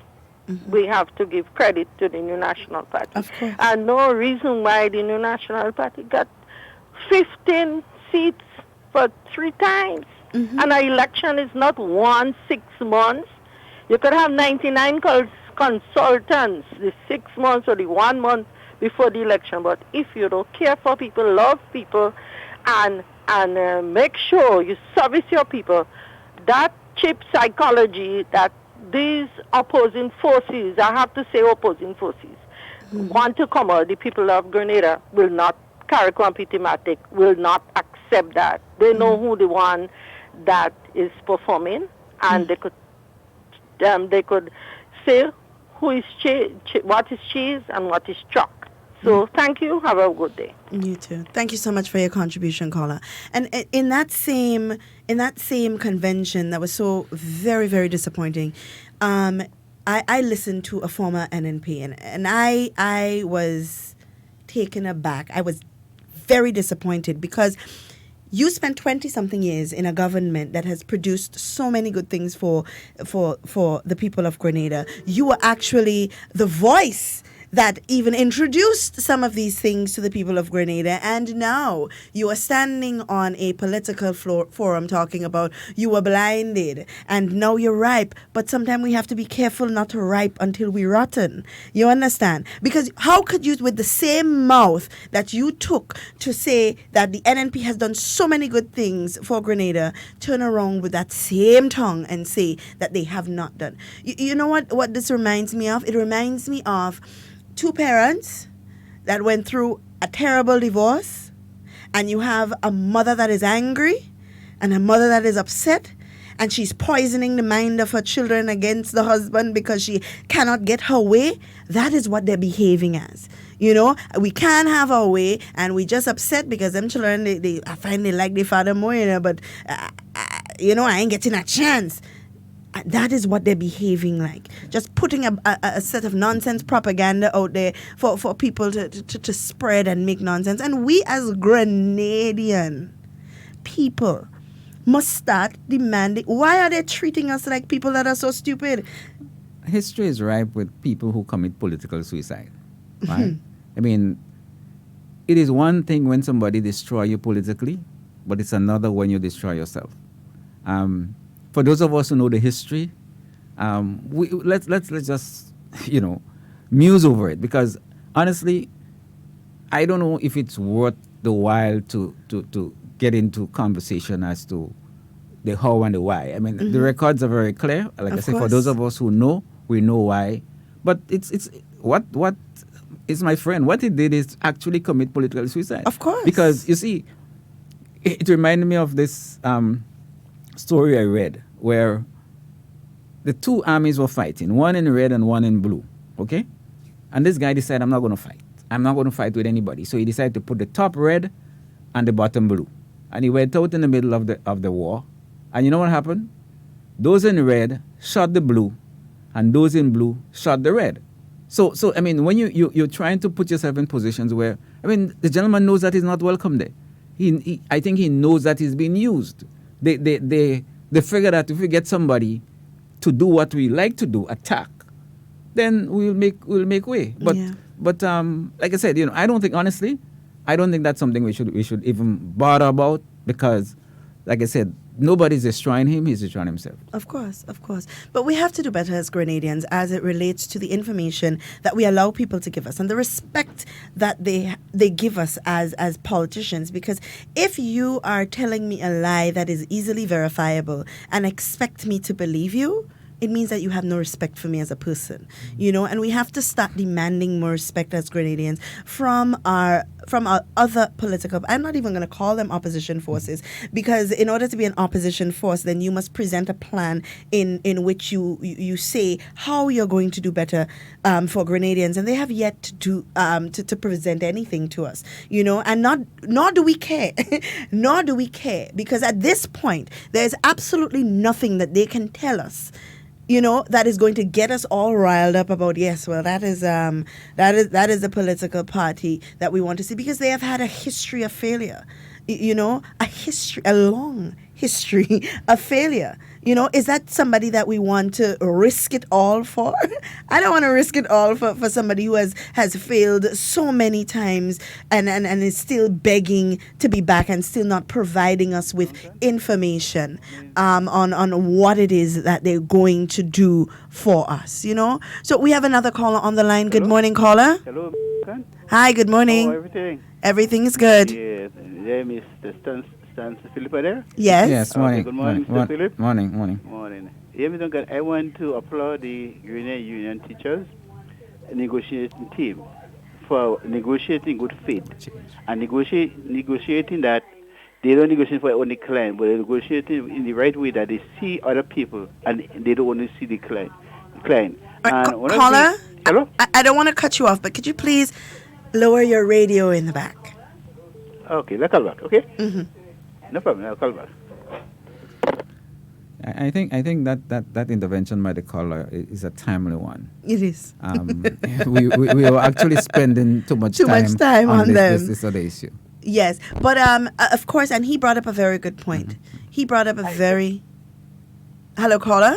Good morning, Ms. Duncan. How are you doing? Hi, good morning. How are you? Great, so far. I have a question for the person who is making an issue regarding the board walkway which you're talking about. Yes. I would like to ask them when it came into existence and for what reason it came into existence. Which year?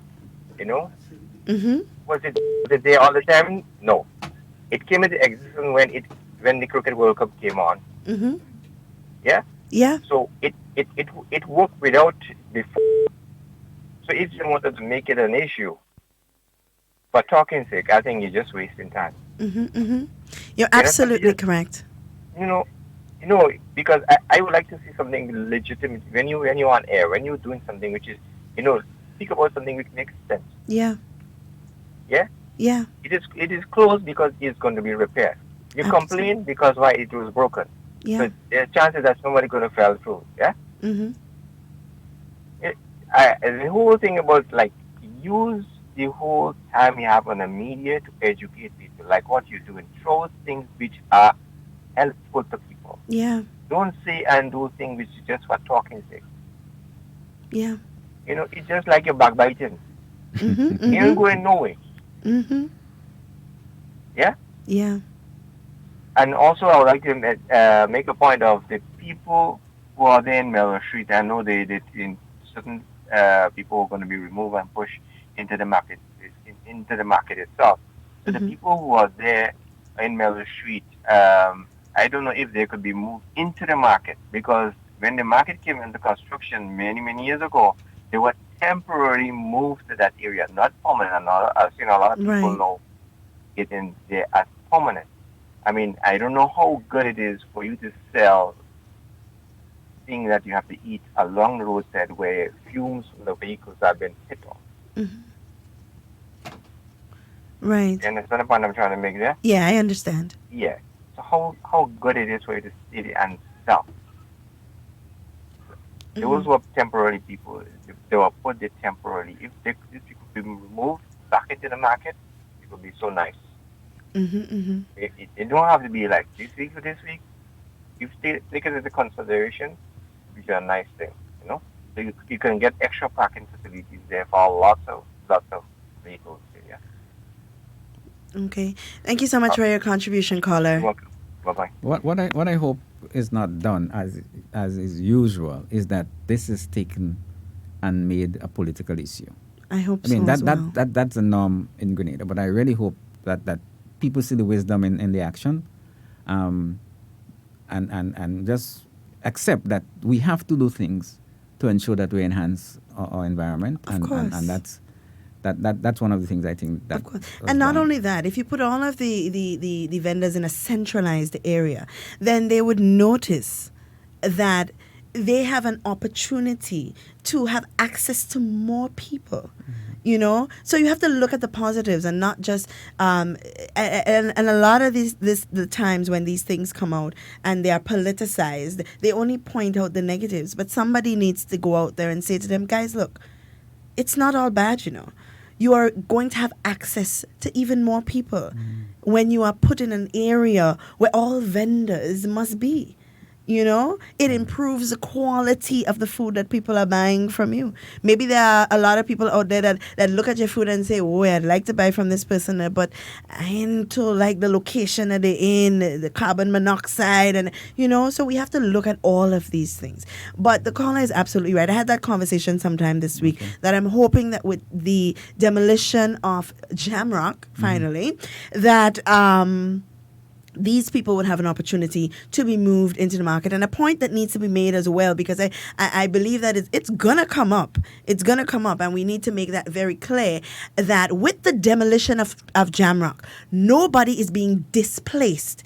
These people that are being moved from these shanty businesses, as you want to put it, in that middle section there, they have already been handed their keys for sections of the market that they can utilize to run their business. So I want to make that clear that they are not being displaced. So if the other side is thinking about next week going and say that, I beat you out to the punch. Don't lie to the people. They are not going to be misplaced. They are displaced. They have actually already been given keys to a section of the market that they can utilize to carry on their business. So we have a last call on the line for the morning. Good morning, caller. Good morning, Mr. Philip. Good morning. Yes, I was calling about so sorry for that.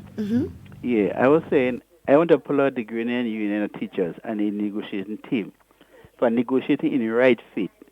And the negotiator, when they did negotiate for the client, when they negotiate that people in Grenada people will be in peace and love.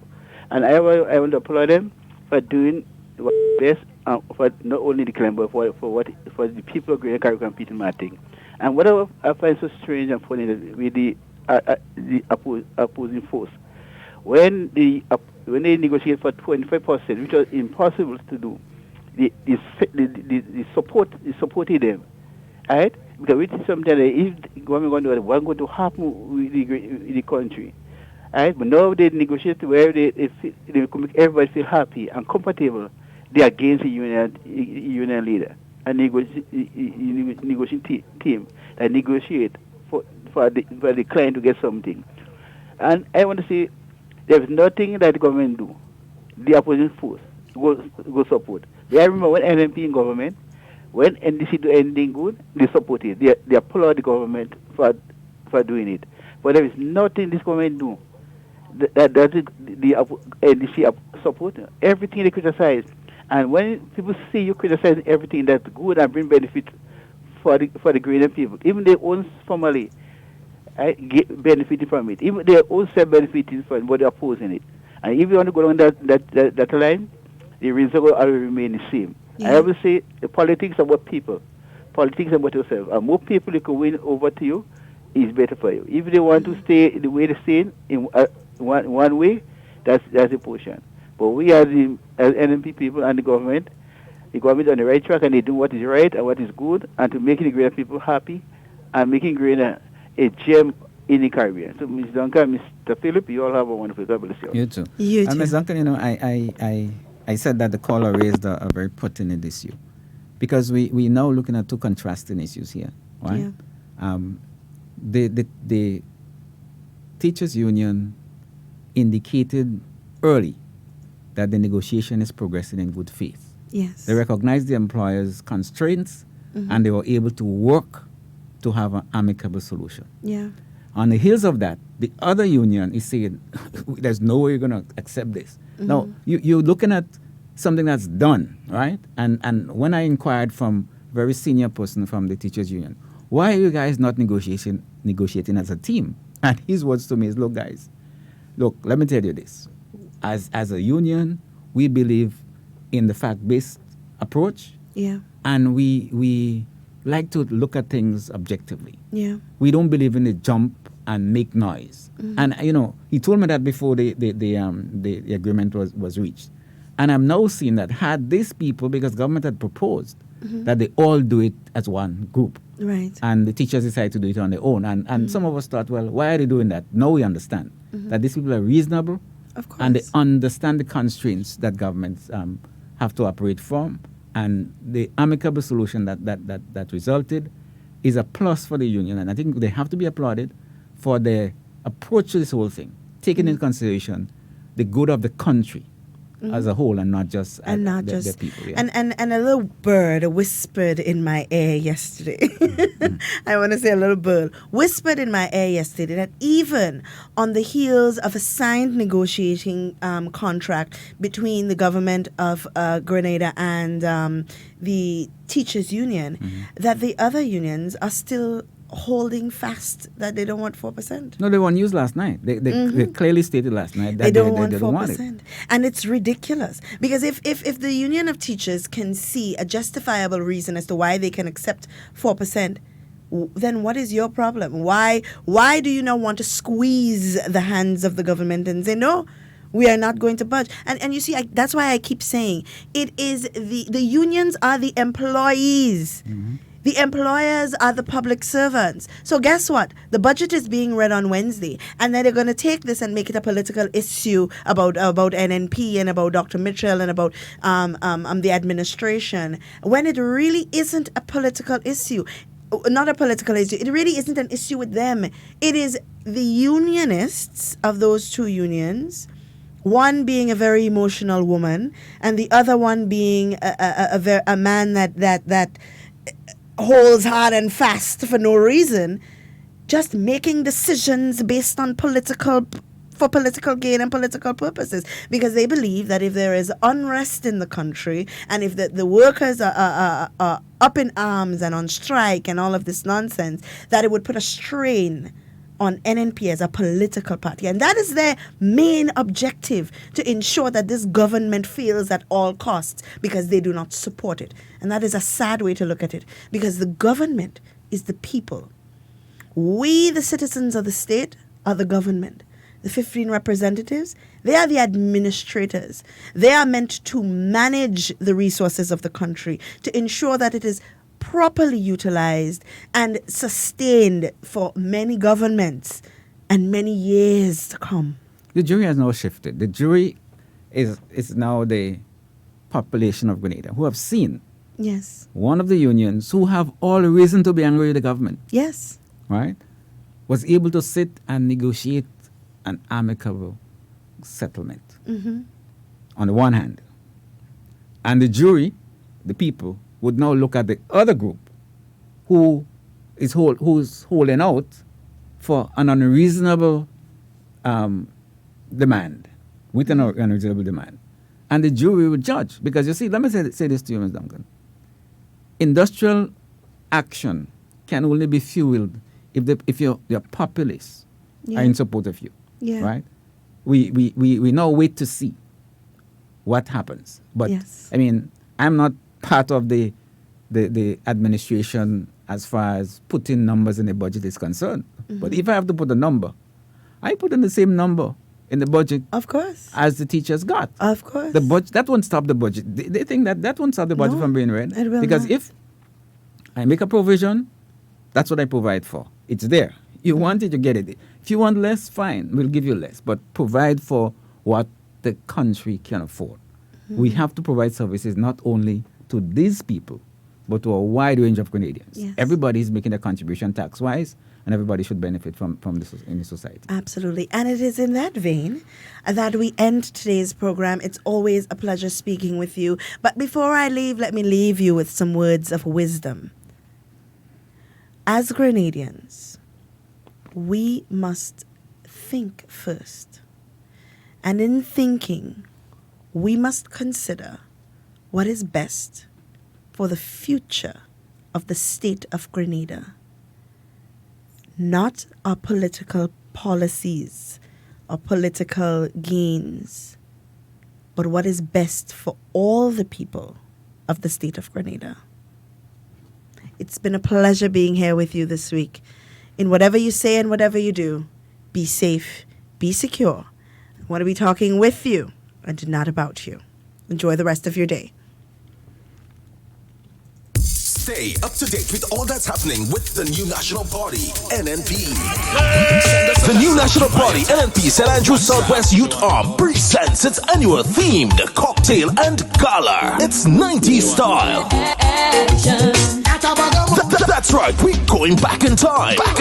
Saturday, November 30th, 2019. Going down at the Twilight Nightclub, Grenada. Cocktail starts from 7 p.m. until you say when. Tickets cost only $15. Finger foods included. With music by Grenada's top DJs. Alongside live performances. Lots of top prizes for the best dressed male, best dressed female, best dressed couple, and many more. The NNP St. Andrews Southwest Youth Arm 90s style cocktail and gala. Saturday, November 30th.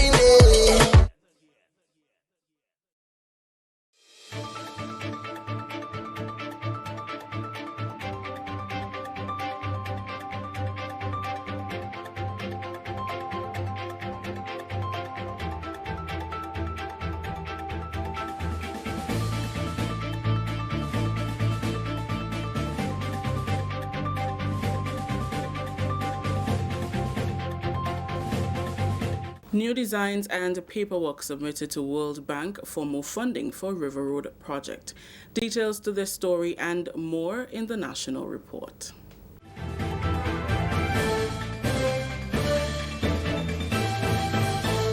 With the details to the news for Thursday, November 14th, 2019, I am Rakisha St. Louis.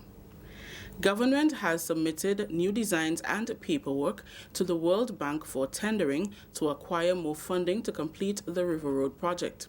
The project falls under the Regional Disaster Vulnerability Project, which focuses on finding solutions to areas that are prone to disasters. For years, residents of River Road have been living in fear every time there is continuous heavy downpours. The river overflows its banks and floods the streets, houses, and businesses. Work has already started in the River Road area. Works and Infrastructure Development Minister Honorable Gregory Bowen says the main river has been cleared of debris and boulders. We only have $4.5 million remaining from a $60 million venture. And we have decided now to ensure that we earmark the sums of money for the river. We had serious problems with respect to moving buildings, and that would have eaten away a lot of the monies. We designed and redesigned, and now we have discussed and agreed with the World Bank that the remaining $4.5 million will be spent and put into a new project that could expand to do the bridges. At first we did not have the bridges, both bridges to be redone. But if you open the river and you still have the restriction at the bridges, then you could still have flooding in heavy rains. All of this will be done. He says government has $4.5 million remaining from the initial grant, which is insufficient to get all the work done.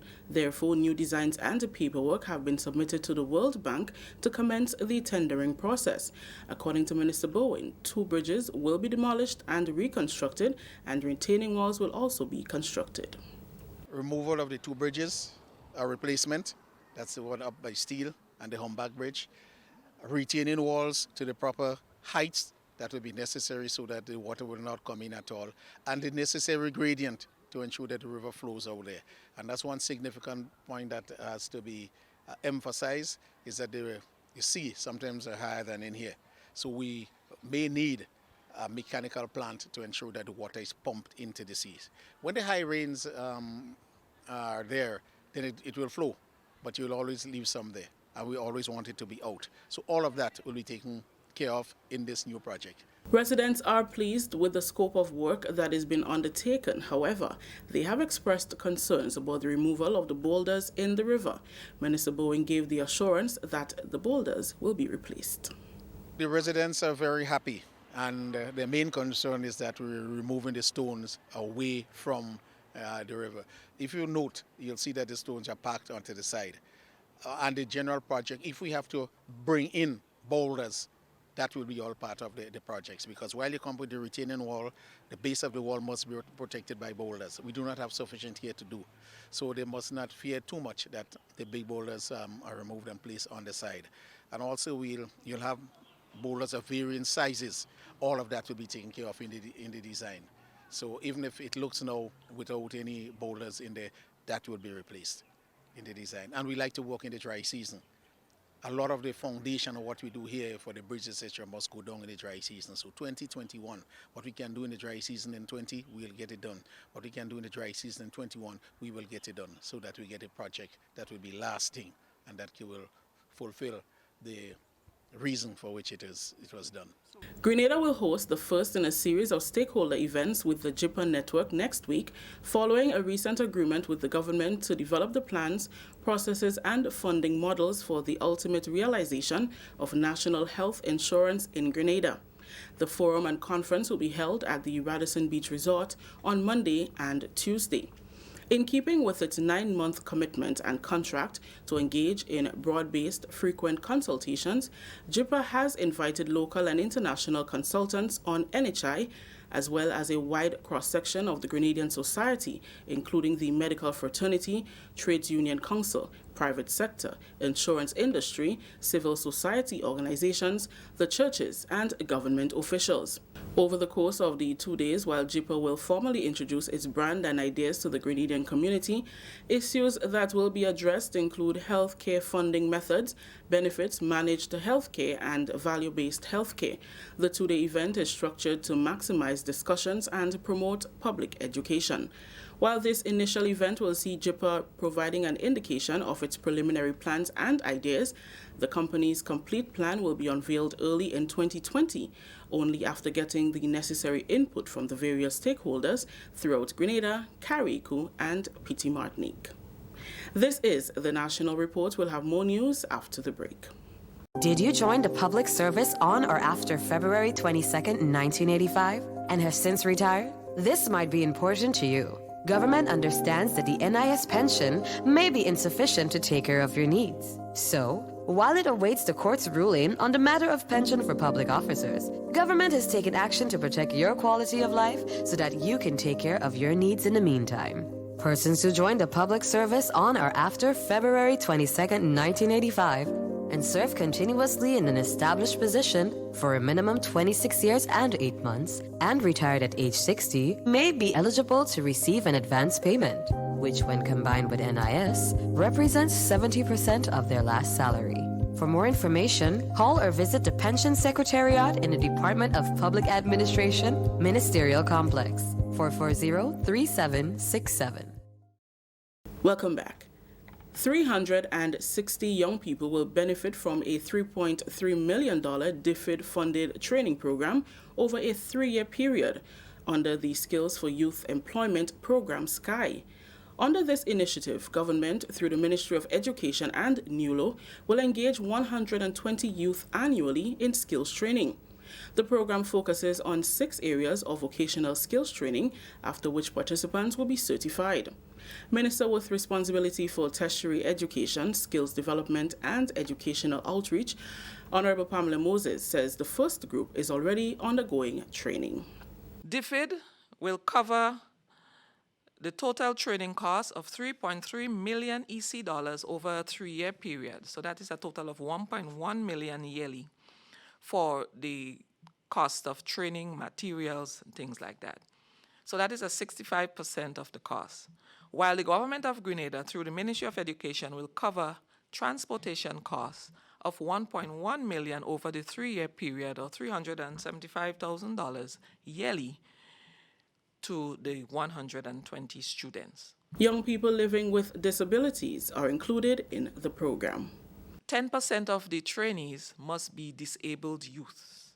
So we have met that quota, and so the New Life organization is not just training our able-bodied youths, they're training youths who have challenges, who are disabled in one form or another. So this is open, and this is really, really welcomed.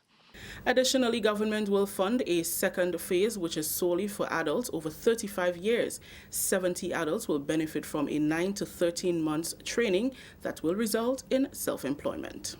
The adult program, it's $590,000+, approximately $600,000. And that caters for their tuition. Now, I don't know if you're aware, but technical education is really over 10 times more expensive than your basic traditional academic training. And these persons will be provided with transportation. They'll also be given refreshments in both programs, the youth as well as the adult program. So whereas the youth program is 1.2 million yearly, the adult program would be $600,000 yearly. The adult training will cost the government an additional $590,000. Finally, in the news, work has commenced to install various automatic climate stations as Grenada establishes an improved hydrometric network. This is in keeping with government's thrust to build climate resilience. We get more in this report from Mina Buka.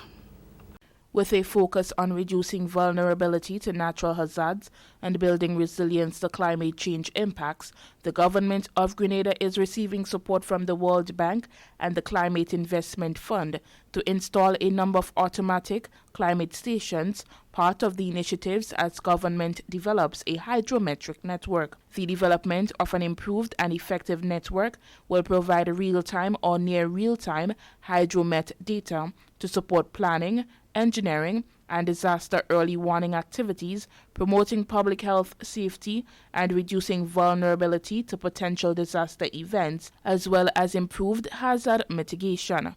Acting Chief Land Use Officer within the Ministry of Agriculture and Lands, Mr. Trevor Thompson, says that 33 new climate stations will be installed, comprising of synoptic stations, climate stations, agroclimate stations, hydrometric stations with pressure transducers, hydrometric stations with radars, groundwater stations, and marine stations or tide gauges.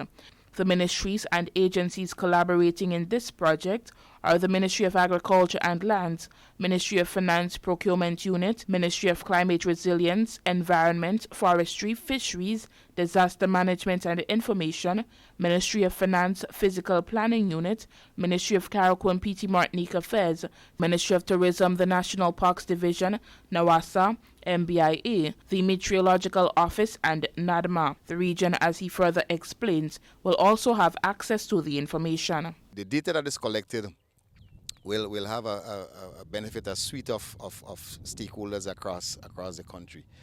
And of course, when we look at the regional context, all of the data collected here will feed into the regional climate modeling centers in CIMH, Caribbean Institute for Meteorology and Hydrology in Barbados, and the UWI-MUNA Climate Center, the 5 Cs, and the U.S. Department for that handles climate-related information, and then it will feed into the global models that the World Meteorological Organization is working for. So, in the long term, with this data, Grenada will be able to be more proactive in terms of producing its own drought monitoring data. 55 rain gauges will be installed to support the automatic weather stations installed. The stations will record data such as rainfall, temperature, humidity, barometric pressure, wind speed and direction, evapotranspiration, soil temperature, leaf wetness, solar radiation, river discharge, tide levels, and groundwater levels. Mr. Thompson spoke about the long-term benefits from such system.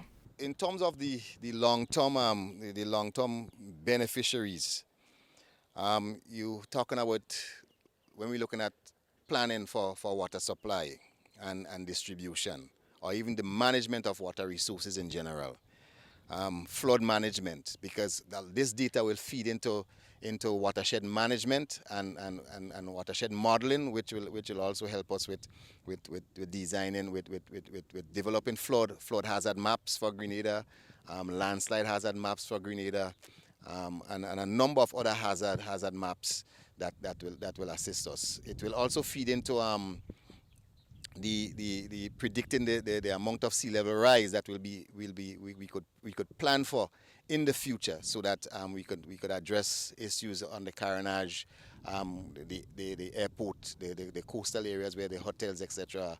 We can now better design buildings and a host of other adaptation measures that we would need to focus on.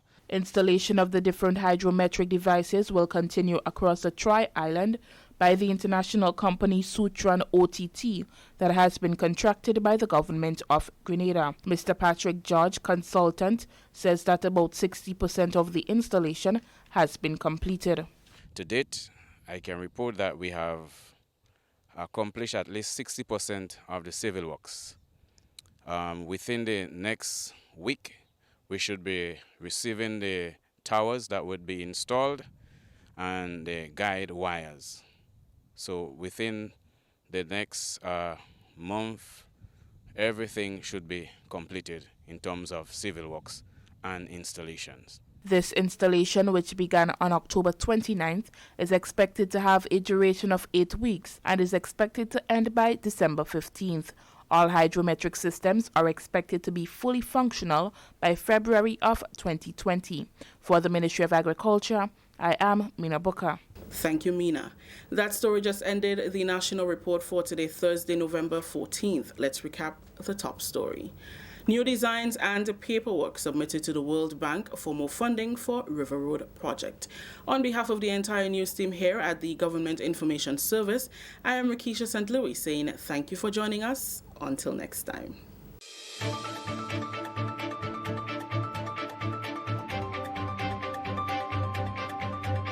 Now this is the big one, as Culture Train String Band Group presents the Parent Train 2.0 from Friday, November 1st to Saturday, December 21st. And we kick things off on the Sister Isle. Friday, November 1st, the Brunswick Cemetery. November 9th, Bristol Shop in Leicester.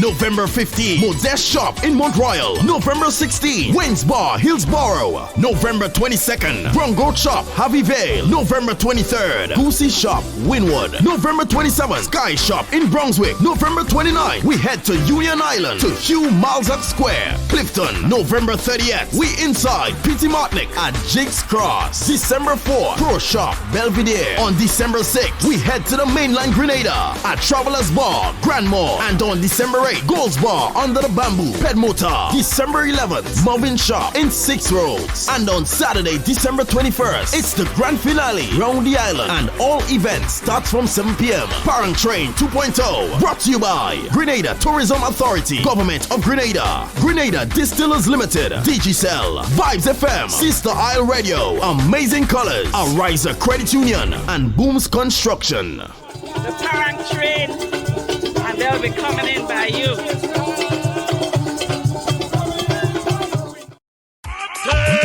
The new national party, NNP St. Andrews Southwest Youth Arm, presents its annual themed cocktail and gala. It's 90s style. That's right, we're going back in time. Back in time. Saturday, November 30th, 2019. Going down at the Twilight Nightclub, Grenfell. Cocktail starts from 7 p.m. until you say when. Watch it. You can pick up. Tickets cost only $15. Finger foods included. With music by Grenada's top DJs alongside live performances. Lots of dope prizes for the best dressed male, best dressed female, best dressed couple, and many more. The NNP St. Andrews Southwest Youth Arm 90s style cocktail and gala. Saturday, November 30th.